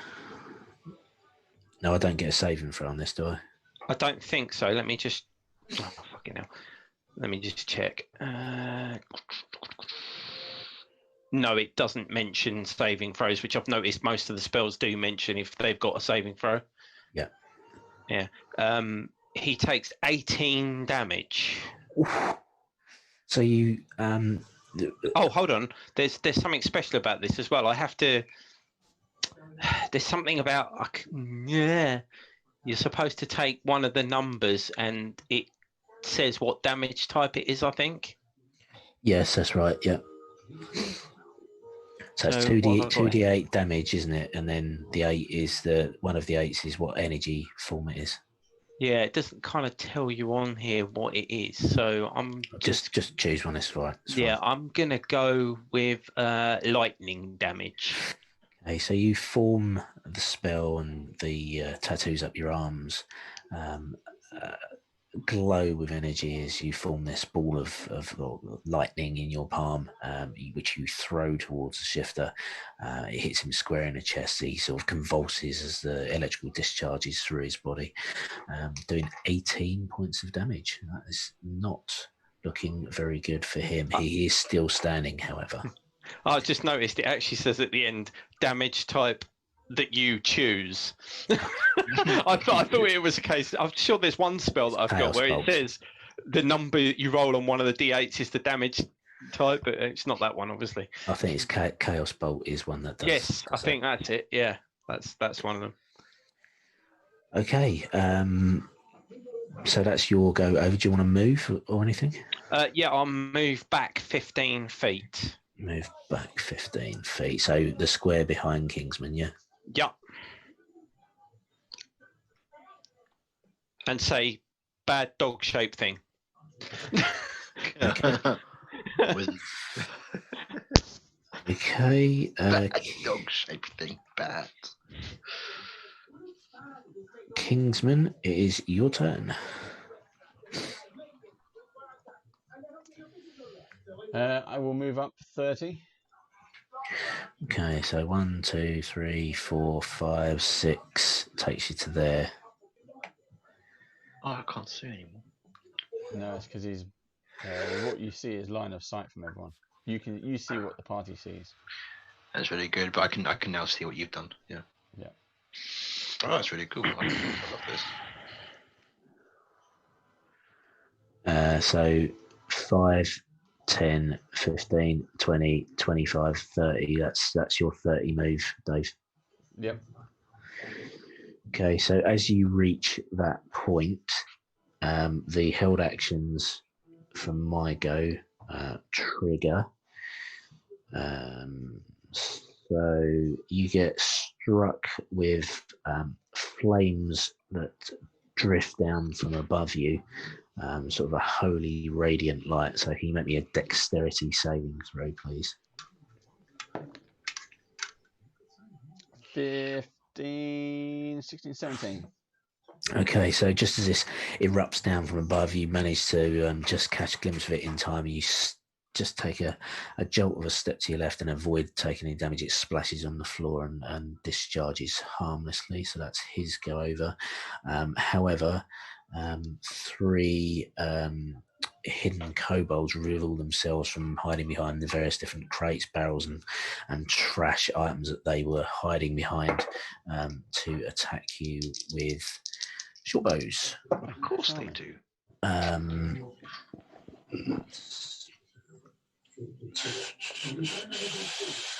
Sorry, slings, not short bows.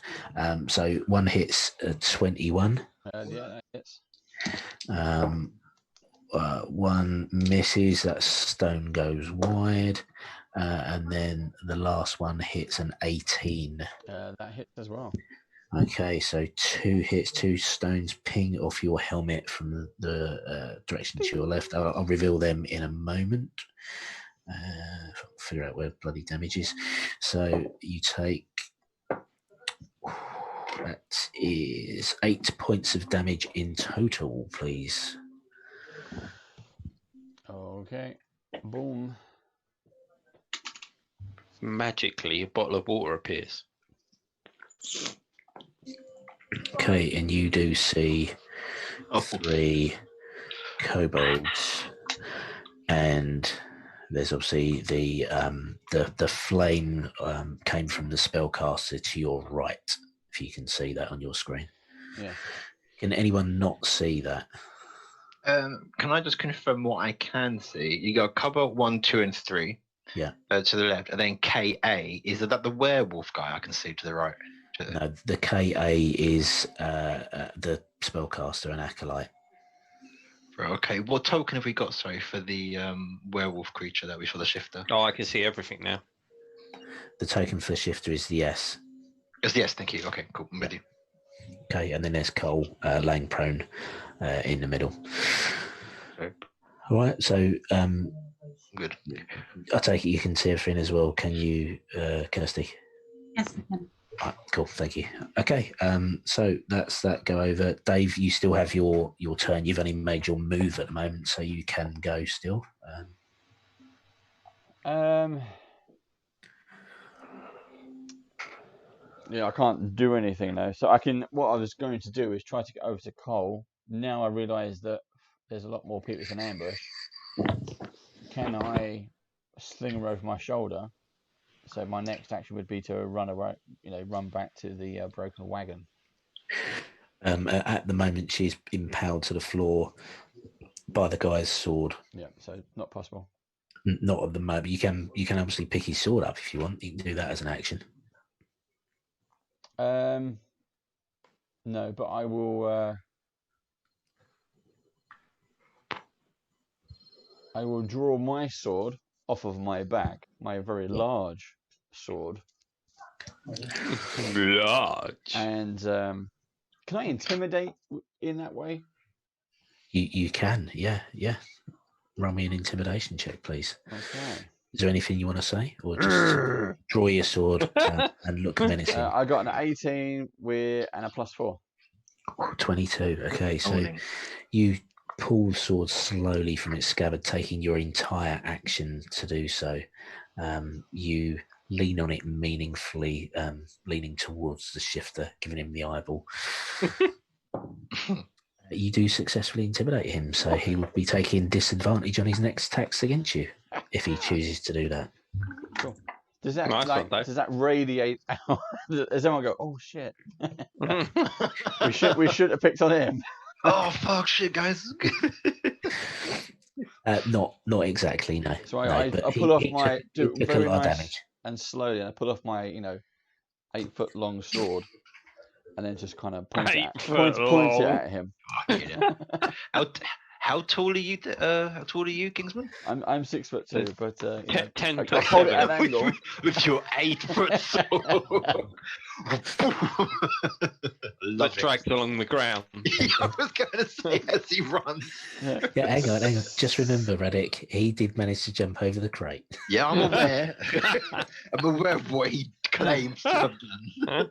At that moment, I was in pain, so I didn't quite witness the event. Sorry, all hearsay. Okay, is that your go over? Yes. Okay, so next up we have Jocelyn, please. I run forward 25 feet. Your movement is 30 if you want to do that. It's up to you. No. The extra 5 feet is too much. Yeah, ooh, save that 5 feet. 10, 15, 20, 25. So there or there. I can't see what. Nothing's changed on my screen. Oh, So there you One go. more. One more. No, that's fine. Okay, just there. Yeah. Can I cast Minor Illusion? You can. What would you like to make it look like? Blackness. Like, so they can't see anything if they're inside it. Right, okay. Or fire. Either way. Can you read me the spell description? Hang on, while I open your character. Yeah. I'm Create a sound or image of an object within range that lasts for the duration. It ends if you dismiss it. As an action, or cast it again. If you create a sound, you don't need to hear that because I don't want any sounds. If you create an image of an object, it must be no larger than a 5-foot cube. It won't create any sound, light, or smell, or any other sensory effect. Physical interaction reveals it to be an illusion because things can pass through it. If the creature uses an action to examine the sound or image, the creature can determine that it is an illusion with a successful intelligence check against your spell save.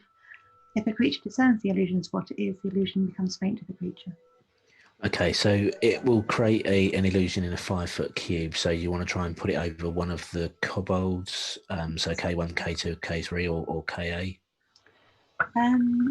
K1. Okay, so you manifest a spell through your tattoo.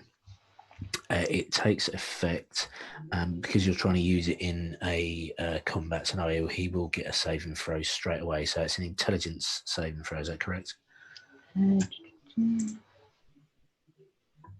Yes. Intelligence investigation check. So that's a natural 1. So he believes he has been plunged into darkness. So The darkness. so which one was that? It was K1, wasn't it? Yeah. Okay. Right. Done. Okay, your turn over. Mhm. And next up we have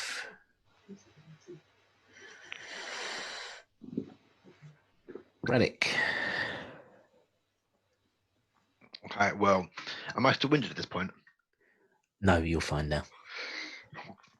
Fine. Okay, well, I'm going to go 10 feet diagonally to the right because I've noticed there is an oncoming. There's like a broken wagon there, and I'm not going to try and break through that. Jump over it. I don't want to go into. You know what? I probably would have succeeded a jump over that, but choices made. I'm then going to continue to run up to the end of my movement, which is kind of, that's it, yeah, you got it there. At this point, I've become way more aware that there's more than just this one guy there, what I had tunnel vision for. It's a dwarf thing. I can't really do much from where I am, but I do have my hand axes in my hand anyway. Throw. So I can throw. You can. So what I'm going to be doing is using my action and bonus action to just do a swift at the shifter in front of me, and it's all kind of fluent, so it looks way better than I just kind of explained. Okay, so both axes towards the shifter, is that correct? Yeah, the noise is important.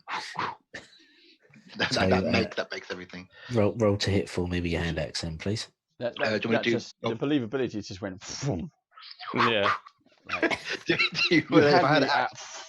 I had you at. Do you want me to do hit for both of them or just one at a time?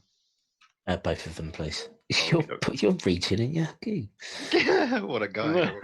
The first one is a 10 and the second one is a 14 for hit.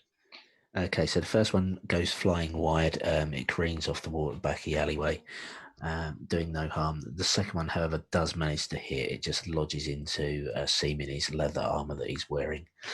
So if you'd like to roll damage for me, please. I would love to roll damage for you. Thank you.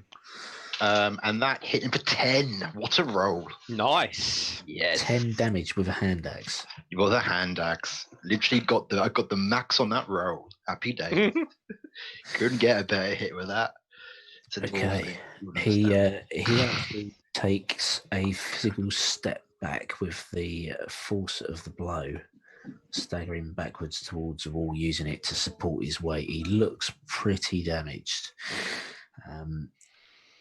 As it rolls round his go, he decides to try and make a run for it.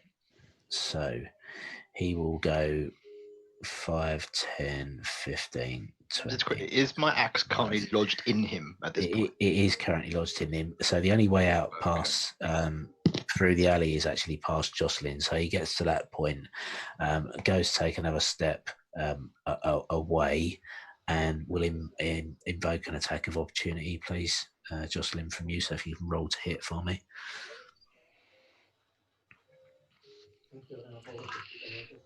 Seven. So that's unfortunately a miss. So he takes you almost by surprise because he's come charging towards you, and makes it past as you swing wide and then hit thin air as he leaves your area of threat. That's 5, 10, 15, 20. Have you got a weapon in your hand, Jeff? Sorry, Godric.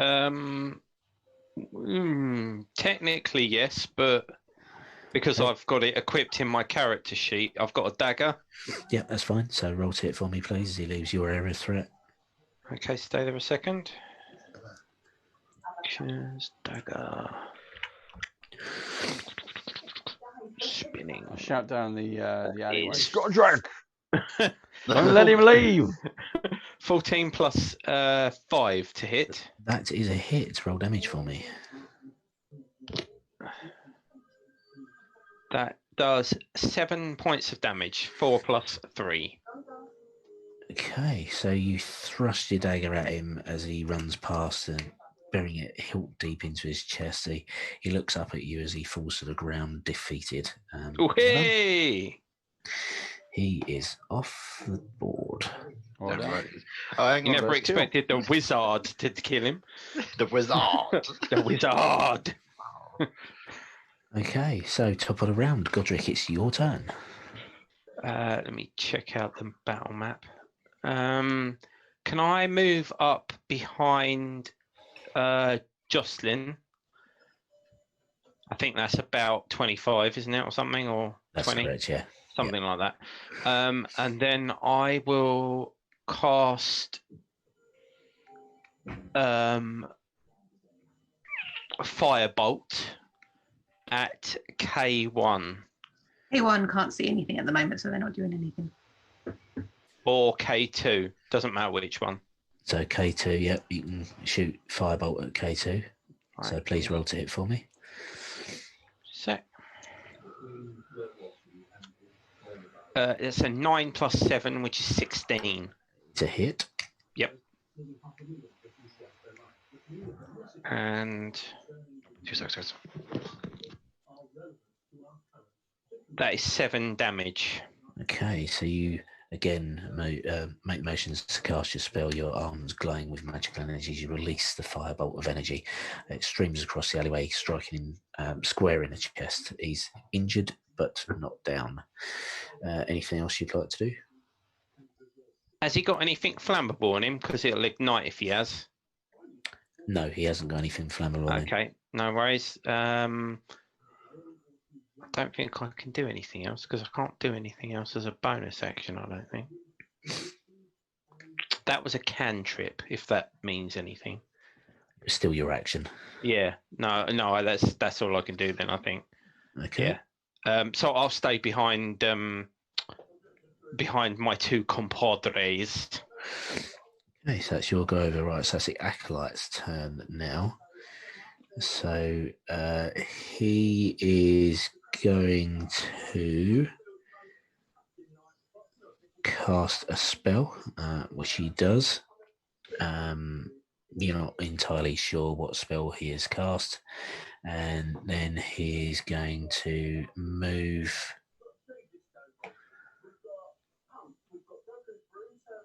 to there. And that's his go over. Okay, so the kobold number 1, who's covered in darkness, begins to panic and heads off running in this direction, careens into the crate, but managed to stop himself from going prone. But that is his go over. K2 is going to do another sling stone in the direction of Kingsman, hitting armor class 18. Yep, hits. And does 4 points of damage. Okay. K3 is going to move 1, 2, 3 to there and pull out a dagger and attack Jocelyn, hitting armor class 11. So that's their go over. And next up is Kingsman. I will move up 5. Is Cole still got the sword through her? Yes. Can I sort of remove it and put my body to cover hers, prone? And I would like to lay on hands and heal her if it will work. Yep. So you want to go to there? Hasn't loaded yet. Sorry. Not between us, just one square up from where I was. Yeah, so there. Yeah. And then sort of pull out the sword and lay on hands. Okay, so you kneel down, you pull the sword, some fluid pours from her chest, but you immediately place your hand over the wound and you pump in either 1 hit point worth. How bad is she? She's completely unresponsive. She was unconscious. So if you want to make a medicine check. We'll do. Nope, 4 + 1, 5. Okay, so she's out. You don't know how badly injured she is. Warforged physiology is sort of strange to you, so you don't know. She could be dead. She could be unconscious. You have no idea. Okay. I have a pool of 5. I'll provide 3. Okay. All right. So you pump 3 hit points worth of healing back in. The wound that was in her chest after you pulled the sword out begins to close up. Doesn't close fully, but it does close up enough that the fluid stops pouring out, and you slowly start to see a flicker in her eyes. There's obviously no eyelids to blink or anything like that, but you sense there is a light behind her eyes, so she is alive. Okay. Okay. Is there anything else you want to do? I think you got bonus action left. No, there's nothing I can do with that. I'll just make sure while I'm kind of covering her is when I see the flicker, I'll sort of whisper, just stay down, it's me. Yeah. Okay, all right, fair enough.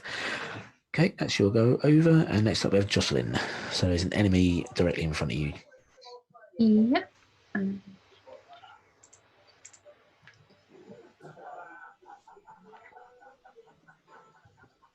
Can I just attack them because they're too close and I'm not happy with them here? Yeah, that's fine. So roll to hit for me, please. What are you attacking with? My sword. Yep. And shield.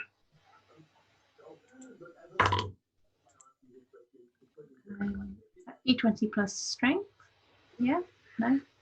Yeah, D20 plus strength plus your proficiency bonus. 17. Okay, that hits. Roll for damage, please.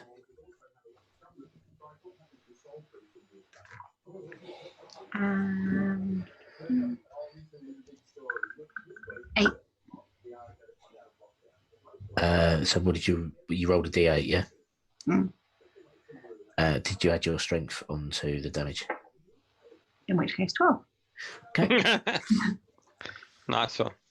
Okay, so you look annoyed at this grubby little creature has invaded your personal space, and you thrust your sword forward, skewering him with it. He is down and off the battlefield. Gone. Good now. Oh, one hit, one kill. Okay. Next up, we have Relic, please. That guy's gone now, which was my concern. So Did Jocelyn have a I'm. move? Oh, Sorry. Yes, you can. Jocelyn, do you want to move anywhere? Can I move 10 feet diagonally, then 5 feet to the left? So I'm just in front of what I assume is a bucket of water. It's a barrel, so just there, yeah? Yep. Okay. So, Relic, you're up. So the map's changed slightly. So I'm going to be using my move to head towards KA, which is 5, 10, 15 through Kingsman 2025, just above Cole and in between the KA, which is the caster. That's it. And on my way there, of course, my hand axe is already gone, so I've drawn my battle axe with the bonus action. And when I get there, I'm going to take a swing whack at the KA guy. Yep. Rotate for me in, please. Most certainly will. I hit with 25. Okay, you cleave through the clothing that he's wearing. He doesn't appear to be wearing any armor at all, unlike the kobolds wearing scraps of leather. So roll your damage, please. Damage on that one is 8. 8. Okay, so you do a deep gash from shoulder through his chest. He's still standing but looks pretty injured. So that's your go over, and we're back to the top of the round with Godric, please. Can I move 5 feet diagonally in front of the cart? That's it. And I shall cast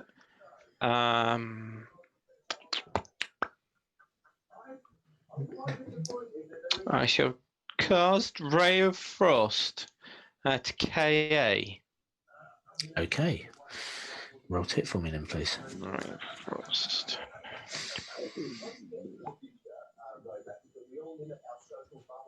That is a 16 to hit total. Yep, 16 hits. Roll damage. And Ray of Frost is 1d8. And that is 5 damage. 5 damage. So you shoot this beam of blue energy from your hand. It hits him square in the chest, and you see frost form all over his body, clothing, and he seems to curl in on himself, and he's not moving as fast or as bouncing around as he was a few seconds ago. I'm going to say, I don't think it's relevant, but his speed is reduced by 10 feet to the start of my next turn. So. Yep. Right, so do you want to move anymore, or are you going to stay there? No, I will stay where I am. Thank you very much. Okay. And let my meat shields do their work. Okay, it is his turn. He again casts a spell,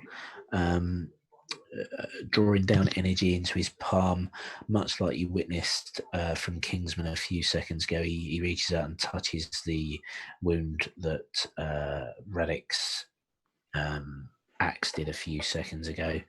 No. It visibly close up, so that gives him some points back. He then decides to try and fleet foot it away. So he goes 5, 10. Unfortunately, due to the speed restrictions, because he's covered in this frost, that is as far as he gets. Does he not get opportunity attack on me? Do I not get to whack him as well for fleeing? You would do, but he hasn't left your area of threat yet. Oh, he's there. Okay, so I thought it was K1. Yeah. Okay. Yeah.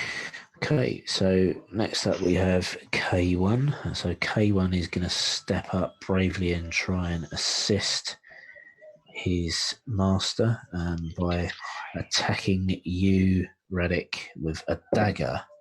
Oh, see, that was on 20. It was on 20. It rolled over onto a 2. Oh, no. That's a miss.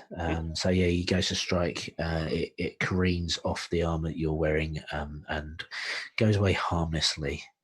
K2 is going to step up into this space and trying to cover And I just his master's escape.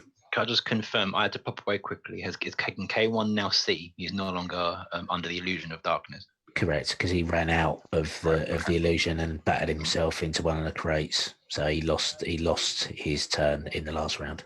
Okay, thank you. Okay. And then that one, K2, is going to attack you, Jocelyn. Sorry, I forgot to roll a bless. So that is 23 to hit.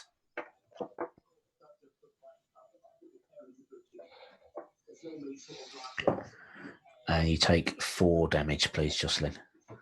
Okay.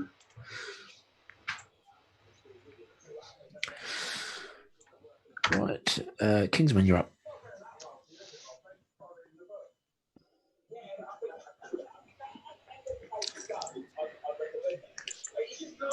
I'll move.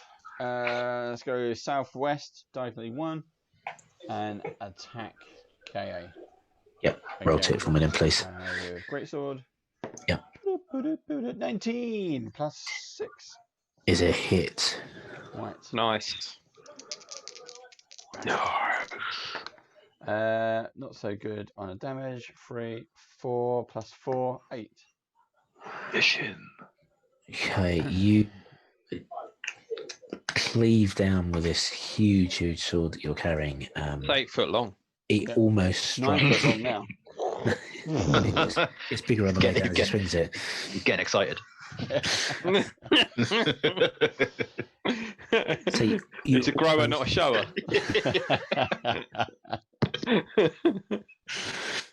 You almost cleave him almost into with the force of the blow. He is at death's door, but somehow, thanks to the spell that he did earlier in this round, he is still standing. Ooh. Is there anything else you want to do? No, I'll Kick him. I'll stay where I am. He has to get past us to. What did you roll on the dice? To hit was a 19. No, what did you roll on the damage? Sorry. It was a 3 plus 1. Okay, all right. So just outside of your great weapon re-roll thing. Yeah, and then a plus 4. Yeah. Yeah. Okay. All right. So that's your turn over. Jocelyn, you're up. If I cast sleep, it will put every single person but me to sleep, wouldn't it? It would put all the enemies to sleep, yes, but you've already cast it, so I think you can only do it once per long rest. Fair enough. In which case, I want to attack K2. Yep, roll it for me then, please.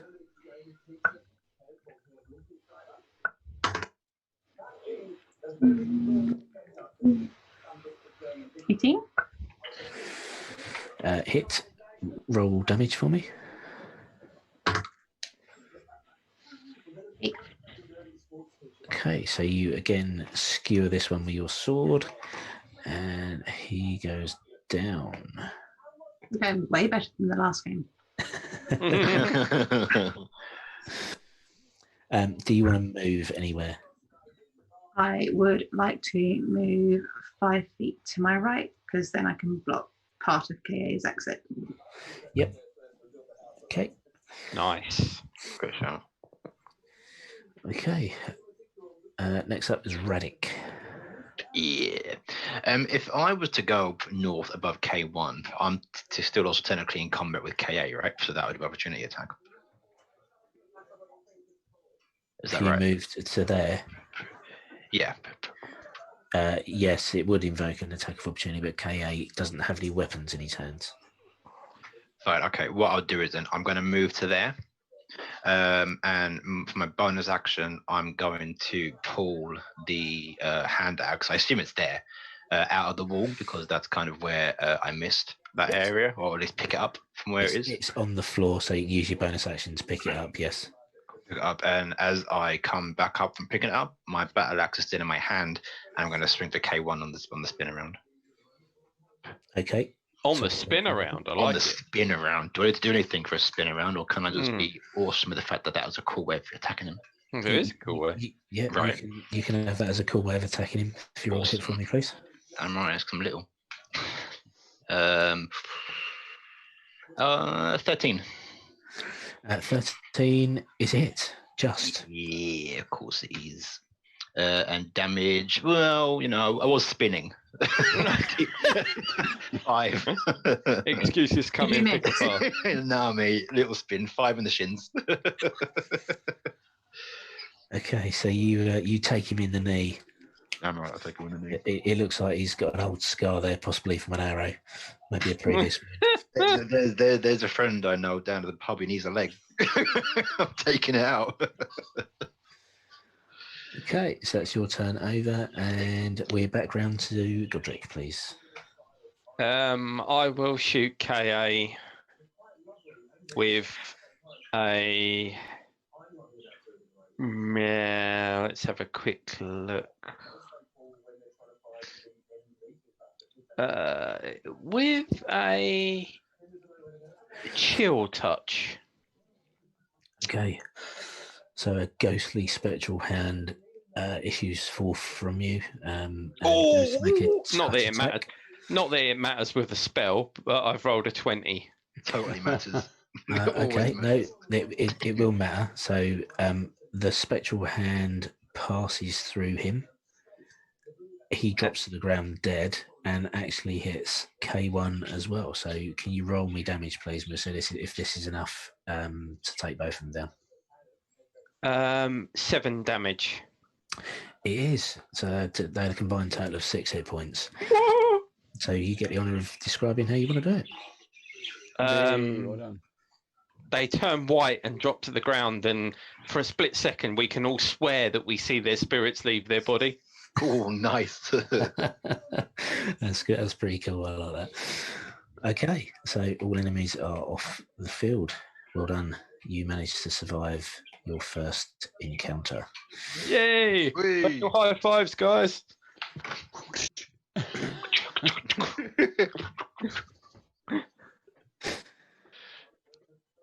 Okay, so Cole is conscious. She does come back to herself. I help her She's up. on pretty low hit points. You managed to help her to her feet, and what do you want to do now? And I also lay hands. We can ask her what the hell. Yeah, so Jocelyn approaches and lay on hands. How many hit points do you want to give her? 3. Okay, yep. So that does perk her up quite a bit. You see the wound in her chest close up considerably more. And she says got a few wounds over the rest of her body, so she's not on full health, but she's definitely sort of more capable of walking now and much more herself. She takes a breath herself. Thank you. I guess you really are looking out for me, and maybe I was a bit suspicious before, but No, is that why you've run? well, I don't know who to trust. These beings are obviously from the Darsk criminal family. They're monstrous beings, and that's atypical of that particular syndicate. So I guess I'm in safe hands. I thank you for your assistance. Now, let's get this business over with. I need to be gone. I'm obviously much more of a target than I thought I was. My friend Razor, she told me that she got the job. Sorry, I have to go back to the adventure because I've forgotten the bloody name.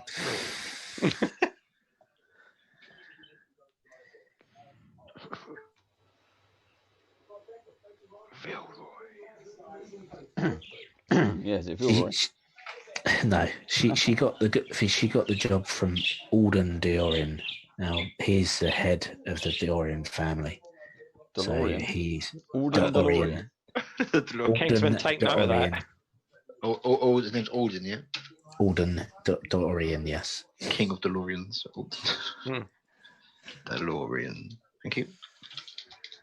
So he's the head of the Dorian family, who are responsible for travel. So they run the lightning rail.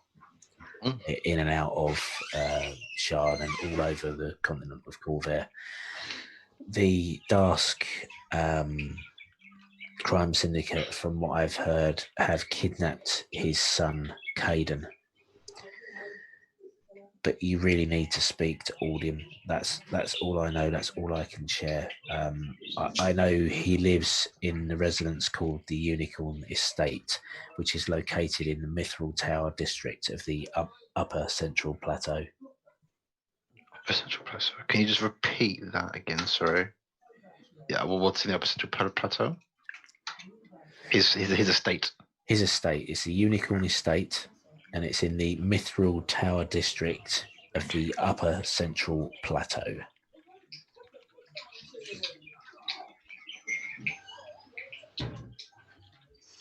Thank you.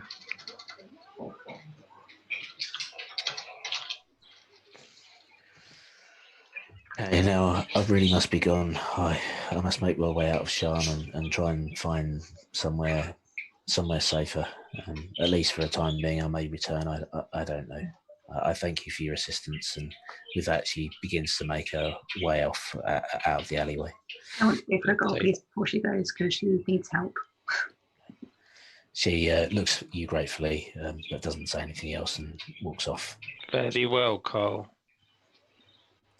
Okay, what do you want to do? I am just going to casually walk down south to pick up my second-hand axe, so I've got them both. check the dead bodies. They don't have anything other than the weapons, a few stones and stuff like that. The kobold acolyte is wearing some, fairly fancy clothes, but other than that, nothing. They don't have anything on them. He's got no spell scrolls or anything, or no fireballs or lightning bolts or anything. Yeah, I'm in that fireball, man.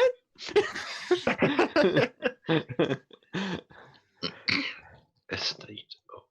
Okay, so what's next then?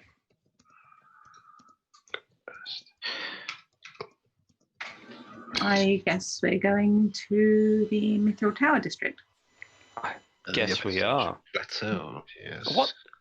What time of day is it though? It's about 8 o'clock, 8:30 in the evening. Okay. So the place is fairly buzzing, so it doesn't appear like it's a place that shuts down in the early evening or anything like that. I feel I started drinking far too early. That pub, I was like, it's gone noon. I'm dwarf, it's fine. I'm always drunk. You can head off to your accommodations, or you could maybe head off to Unicorn Estate. It's up to you. What does the party think?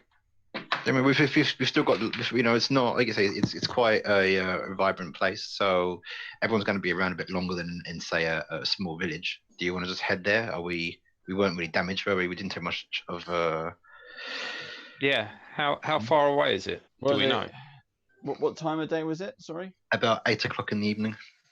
Even by the time we get there, I suppose they would take visitors because his son has been kidnapped. Yeah, it's my thinking. So he's going to want to meet people who might be able to help or willing to help, right? Yeah. Quick visit and then back to the lodgings. Yeah. Okay, so you want to head off to Unicorn Estate, yeah? Yeah, we'll go talk first and then. Okay, all right. So what we'll do is you will level off that encounter. Boy! I'm You're now all second level, so if you want to push your buttons and so on and so forth, so you will get your maximum hit points for leveling. If you are injured, you still retain that damage until you do a short rest or whatever and use any hit dice, but you'll add on the maximum hit points for that level. And we're going to take a quick 5-minute break if that's okay. We'll go and get a cup of tea, and then we'll come back for the next part. Cool. Perfect. Yay! Well done, guys. And goes. 5. The cameras on, people. Yep. Yo.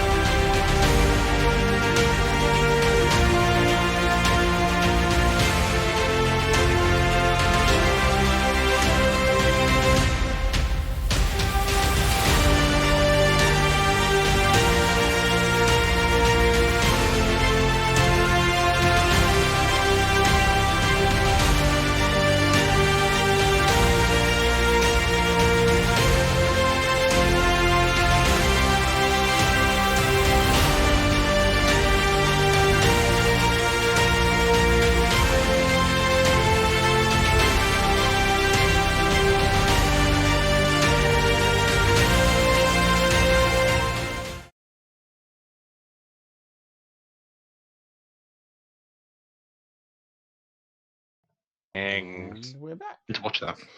Hey, right, thank you. Welcome back.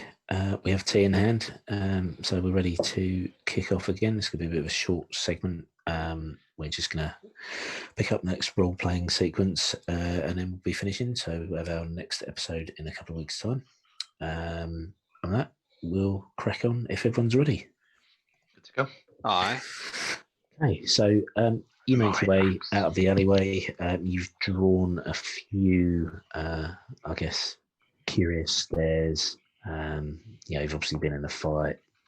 One of you's pretty beat up, but still walking. So you've taken a batter and you've proved yourselves in this initial foray into Sharn and its underworld. You head back to the area of high walls where you can pick up a sky coach, and again you hire a sky coach. I'm assuming, and Yeah, might as well. you head off to one of the nicer areas. Keep the receipt. The high towers area. So you land. My journey takes you about 30 minutes, 45 minutes, I guess. And you reach a grand concourse, a grand area. It's well kept. You notice that the number of Sharn watch guards is much increased. People are much better dressed. There is no litter. There's no smell of decay and rot. And this is a very well-to-do and a very rich part of town. Many of the grand homes in the Mithril Tower itself are true to the district's name, boasting mithril filigree and curlicue points on columns and fine architecture. As I say, the Sharn Watch seems to be everywhere in this neighbourhood, which is full of busy scions climbing into sky coaches, hosting opulent parties and showing off their latest purchases at all hours of the day. The Unicorn Estate itself has a grand unicorn statue and unicorn-shaped topiaries adorning the yard beyond an open wrought iron gate. Flanking this gate are two guards in House Orient livery. Each wears a beautiful helm shaped like the head of a unicorn. This magnificent marble home is clearly owned by one of the city's wealthiest dragon-marked families, and you see seated on a patio couch are two figures engaged in quiet conversations, their heads together. A haggard man is late 30s and an attentive Kalashtar who holds a rose-coloured crystal in his hands. Two more guards dressed like the ones at the gates stand nearby. What do you wish to do? Go up to was it is it a gate? Yeah, the gate is a wrought iron gate, but it is standing open. So it's like a driveway up to the house, not very long. Guard and then you've got a guard on the gate. Either side. Just Yeah, one guard. yeah. Two, one on either side. Okay. I'll walk up to the gates, and we have that deputy writ, don't we, that we got from Vilroy. Yes, you do. I'll hand that out in front and say we need to speak with he's not a Sir Alden, is he? We need to speak with Alden Dularon about his son. Okay, please wait here 1 minute, sir, and I shall announce you. He troops off across the grounds. He speaks to the haggard man in his 30s who looks up in your direction and waves you on. So do you approach? Yes. Can we all approach? You may. So you head up to the house.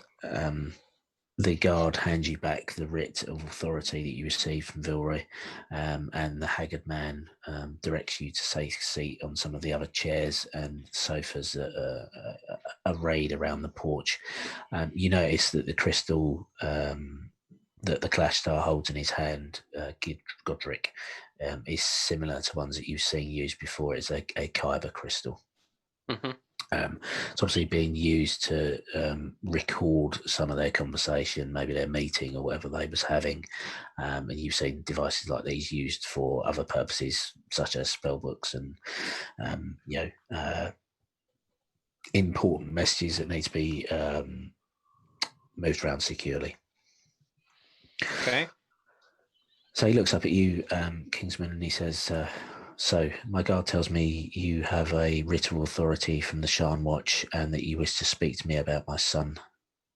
What business is it of the Shan Watch, and how are they aware of what is going on? It's a bit of a difficult story, but Sergeant Jermaine Vilroy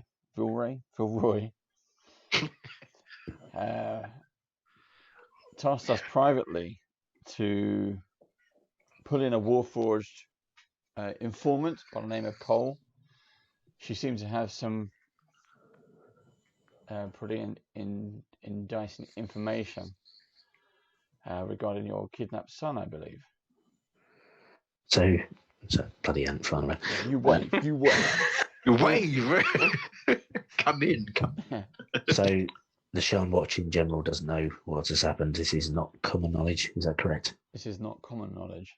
I implore you, please, sirs, madam, keep this to yourself. I would not wish this to be common knowledge, that my family has suffered in this manner, and I will do everything in my power to keep my son safe. And the best thing I can do is keep the Darsk Society from carrying out the threats that they have made against my family. I need to deal with this myself. So if it's all the same to you, I'd ask you to leave my property. Well, that would be...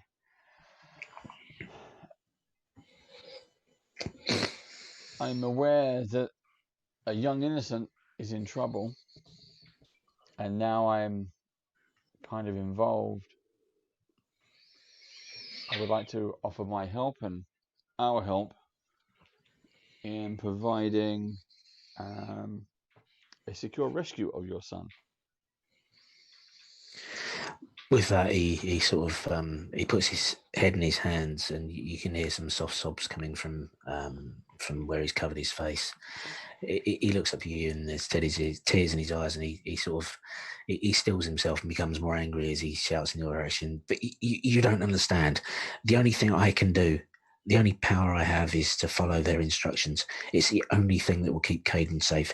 You do not stand a chance of dealing with this organisation. It's vast. They have networks everywhere. No, the only thing that can be done and must be done is you walk away from this now and allow me to do whatever the Dark desire until they return, Caden. That's it. I've said my piece. And he gets up and storms off into the house. The Clash Star that's sat at the sofa sort of puts his hand up and beckons to you to stay and remain calm.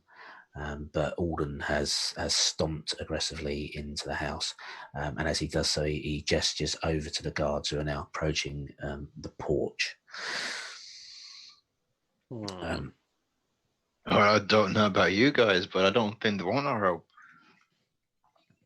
Okay, Kingsman, you hear a voice within your head.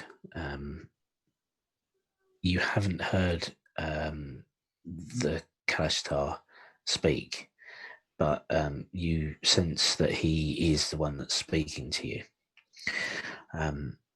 He says, "Bide, my name is Vishtai, and I work for Alden. I worked for the family for a long time, and I'm fully aware of what's happened to Caden. Forgive my master. He's at his wit's end and doesn't know what to do, but I have no doubt that Caden will die if Alden takes no action. So I implore you to please save Caden and return him to his father. House Orion would owe you a great debt." You see how broken the man is, and he is normally a pillar of strength and takes obviously control of the family and our affairs, and at the moment we are suffering. There is an enclosed lift 5 buildings north of this estate. Look for Medusa inside. Make sure you are alone, as this lift will take you down to the dig site and hopefully Caden. The Darsk are after some treasure, and They have bribed Alden to give them access to this lift that has somehow been rigged up to bypass the stops that prevent normal people from entering the old Shan district, and have again blackmailed Alden into supplying Warforged labour to dig for some treasure. We know not what, only that we must keep supplying Warforged and keep the access open and uninterrupted. Otherwise, they've threatened Caden's life. Please, sirs, madam, you have to provide this aid. Just as he finishes saying that, he stands up, and the guards reach the porch, and he looks at them, and he looks in your direction, Kingsman, and nods and says, please escort them from the estate. The meeting with Alden has finished. I bid you good day. And he in turn goes inside. What do you wish to do? Okay. Everybody happy to move on? I unfortunately just had the privy of parenting. Can someone just quickly catch me up in a really quick summary of what you heard in your head, please? I'm so sorry. I haven't said anything yet. You haven't said anything? Oh, that's so annoying. I literally am. I kind of. It was a simple left or right. That was all. Was it? No. Oh well, then I scratched my beard. Kid. From the part from the house to the front gate, I'm assuming that's open air. So during that point, like a courtyard. I'll inform the team of what we heard. So did we get his name? The manservant guy. You did. I did tell you it was at the opening statement. His name is Vishtai. Okay, so Vishtai was using some kind of magic to relay a message to me. I assume you all got it?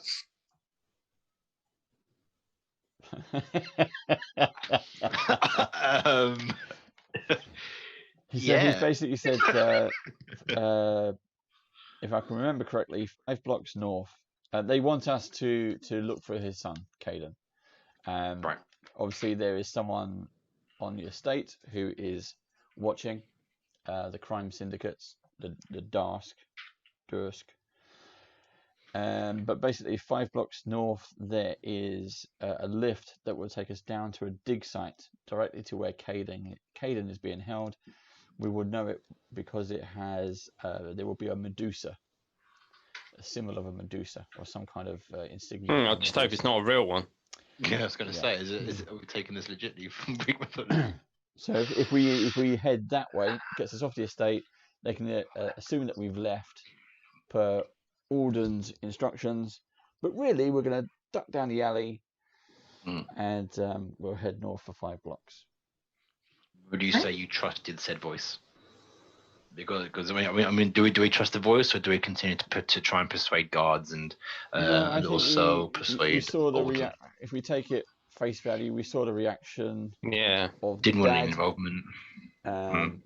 He looks like he's pressured. We've seen this thing before. So, could you talk back to the voice at all, or is it gone now? It's gone. Okay. It was only while we was in the room. Then I guess we should kind of take the advice, right? I think so. Okay, so you head off 5 blocks north and you find the lift. It is the only one in this district. However, there is a large out of order sign outside. And cover. You take it off. Push the button. Yeah. Okay, the doors swing open, and at that point, we'll finish tonight's session. Hey, cool. Okay. That was easy. It was just throw that off. Hey, look, it worked. We're done. It does actually say that there is an out of order sign hanging on the button, but when you press it, the doors come open. Hey. And we'll Room find was- out next session what's inside. The room was empty apart from the I'm a Medusa. A giant dragon. As Takes well. up all the space. So for now, the doors apart and inside reads to be continued. Oh, nice. Um, Nice. Okay, all right. Thank you for playing. I hope you enjoyed that. Oh, I had a great time. well yeah. done, everyone. Yeah, it's good. Fantastic. So yeah, level 2. So coming back next week for more. Not next week. Fortnight, 22nd of May. For more Eberron adventures, we'll pick up in the Mithril Tower district in the enclosed lift, and we shall see what happens next. Okay. Well right. played, everybody. Cool. Thank you, everyone. Good game. Good game. Thank you for watching and watch some of our Interesting. videos. Is it the next Avernus Rising video? We'll have another Eldritch Foundry opportunity in it, I believe. Yep, that's the plan. So that's next Thursday, and we'll be back on next Friday for our Road to Baldur's Gate. Road to Baldur's Gate. Right, thank you. Cool. Have a good weekend. Don't forget to And- like the Thanks, video, Listen. leave a comment below, and subscribe to your YouTube channel, and share Choose with your everyone. favorite character, your favorite dwarf. Flick to the left and flick to the right. Right. See you all. Bye. Bye. Bye.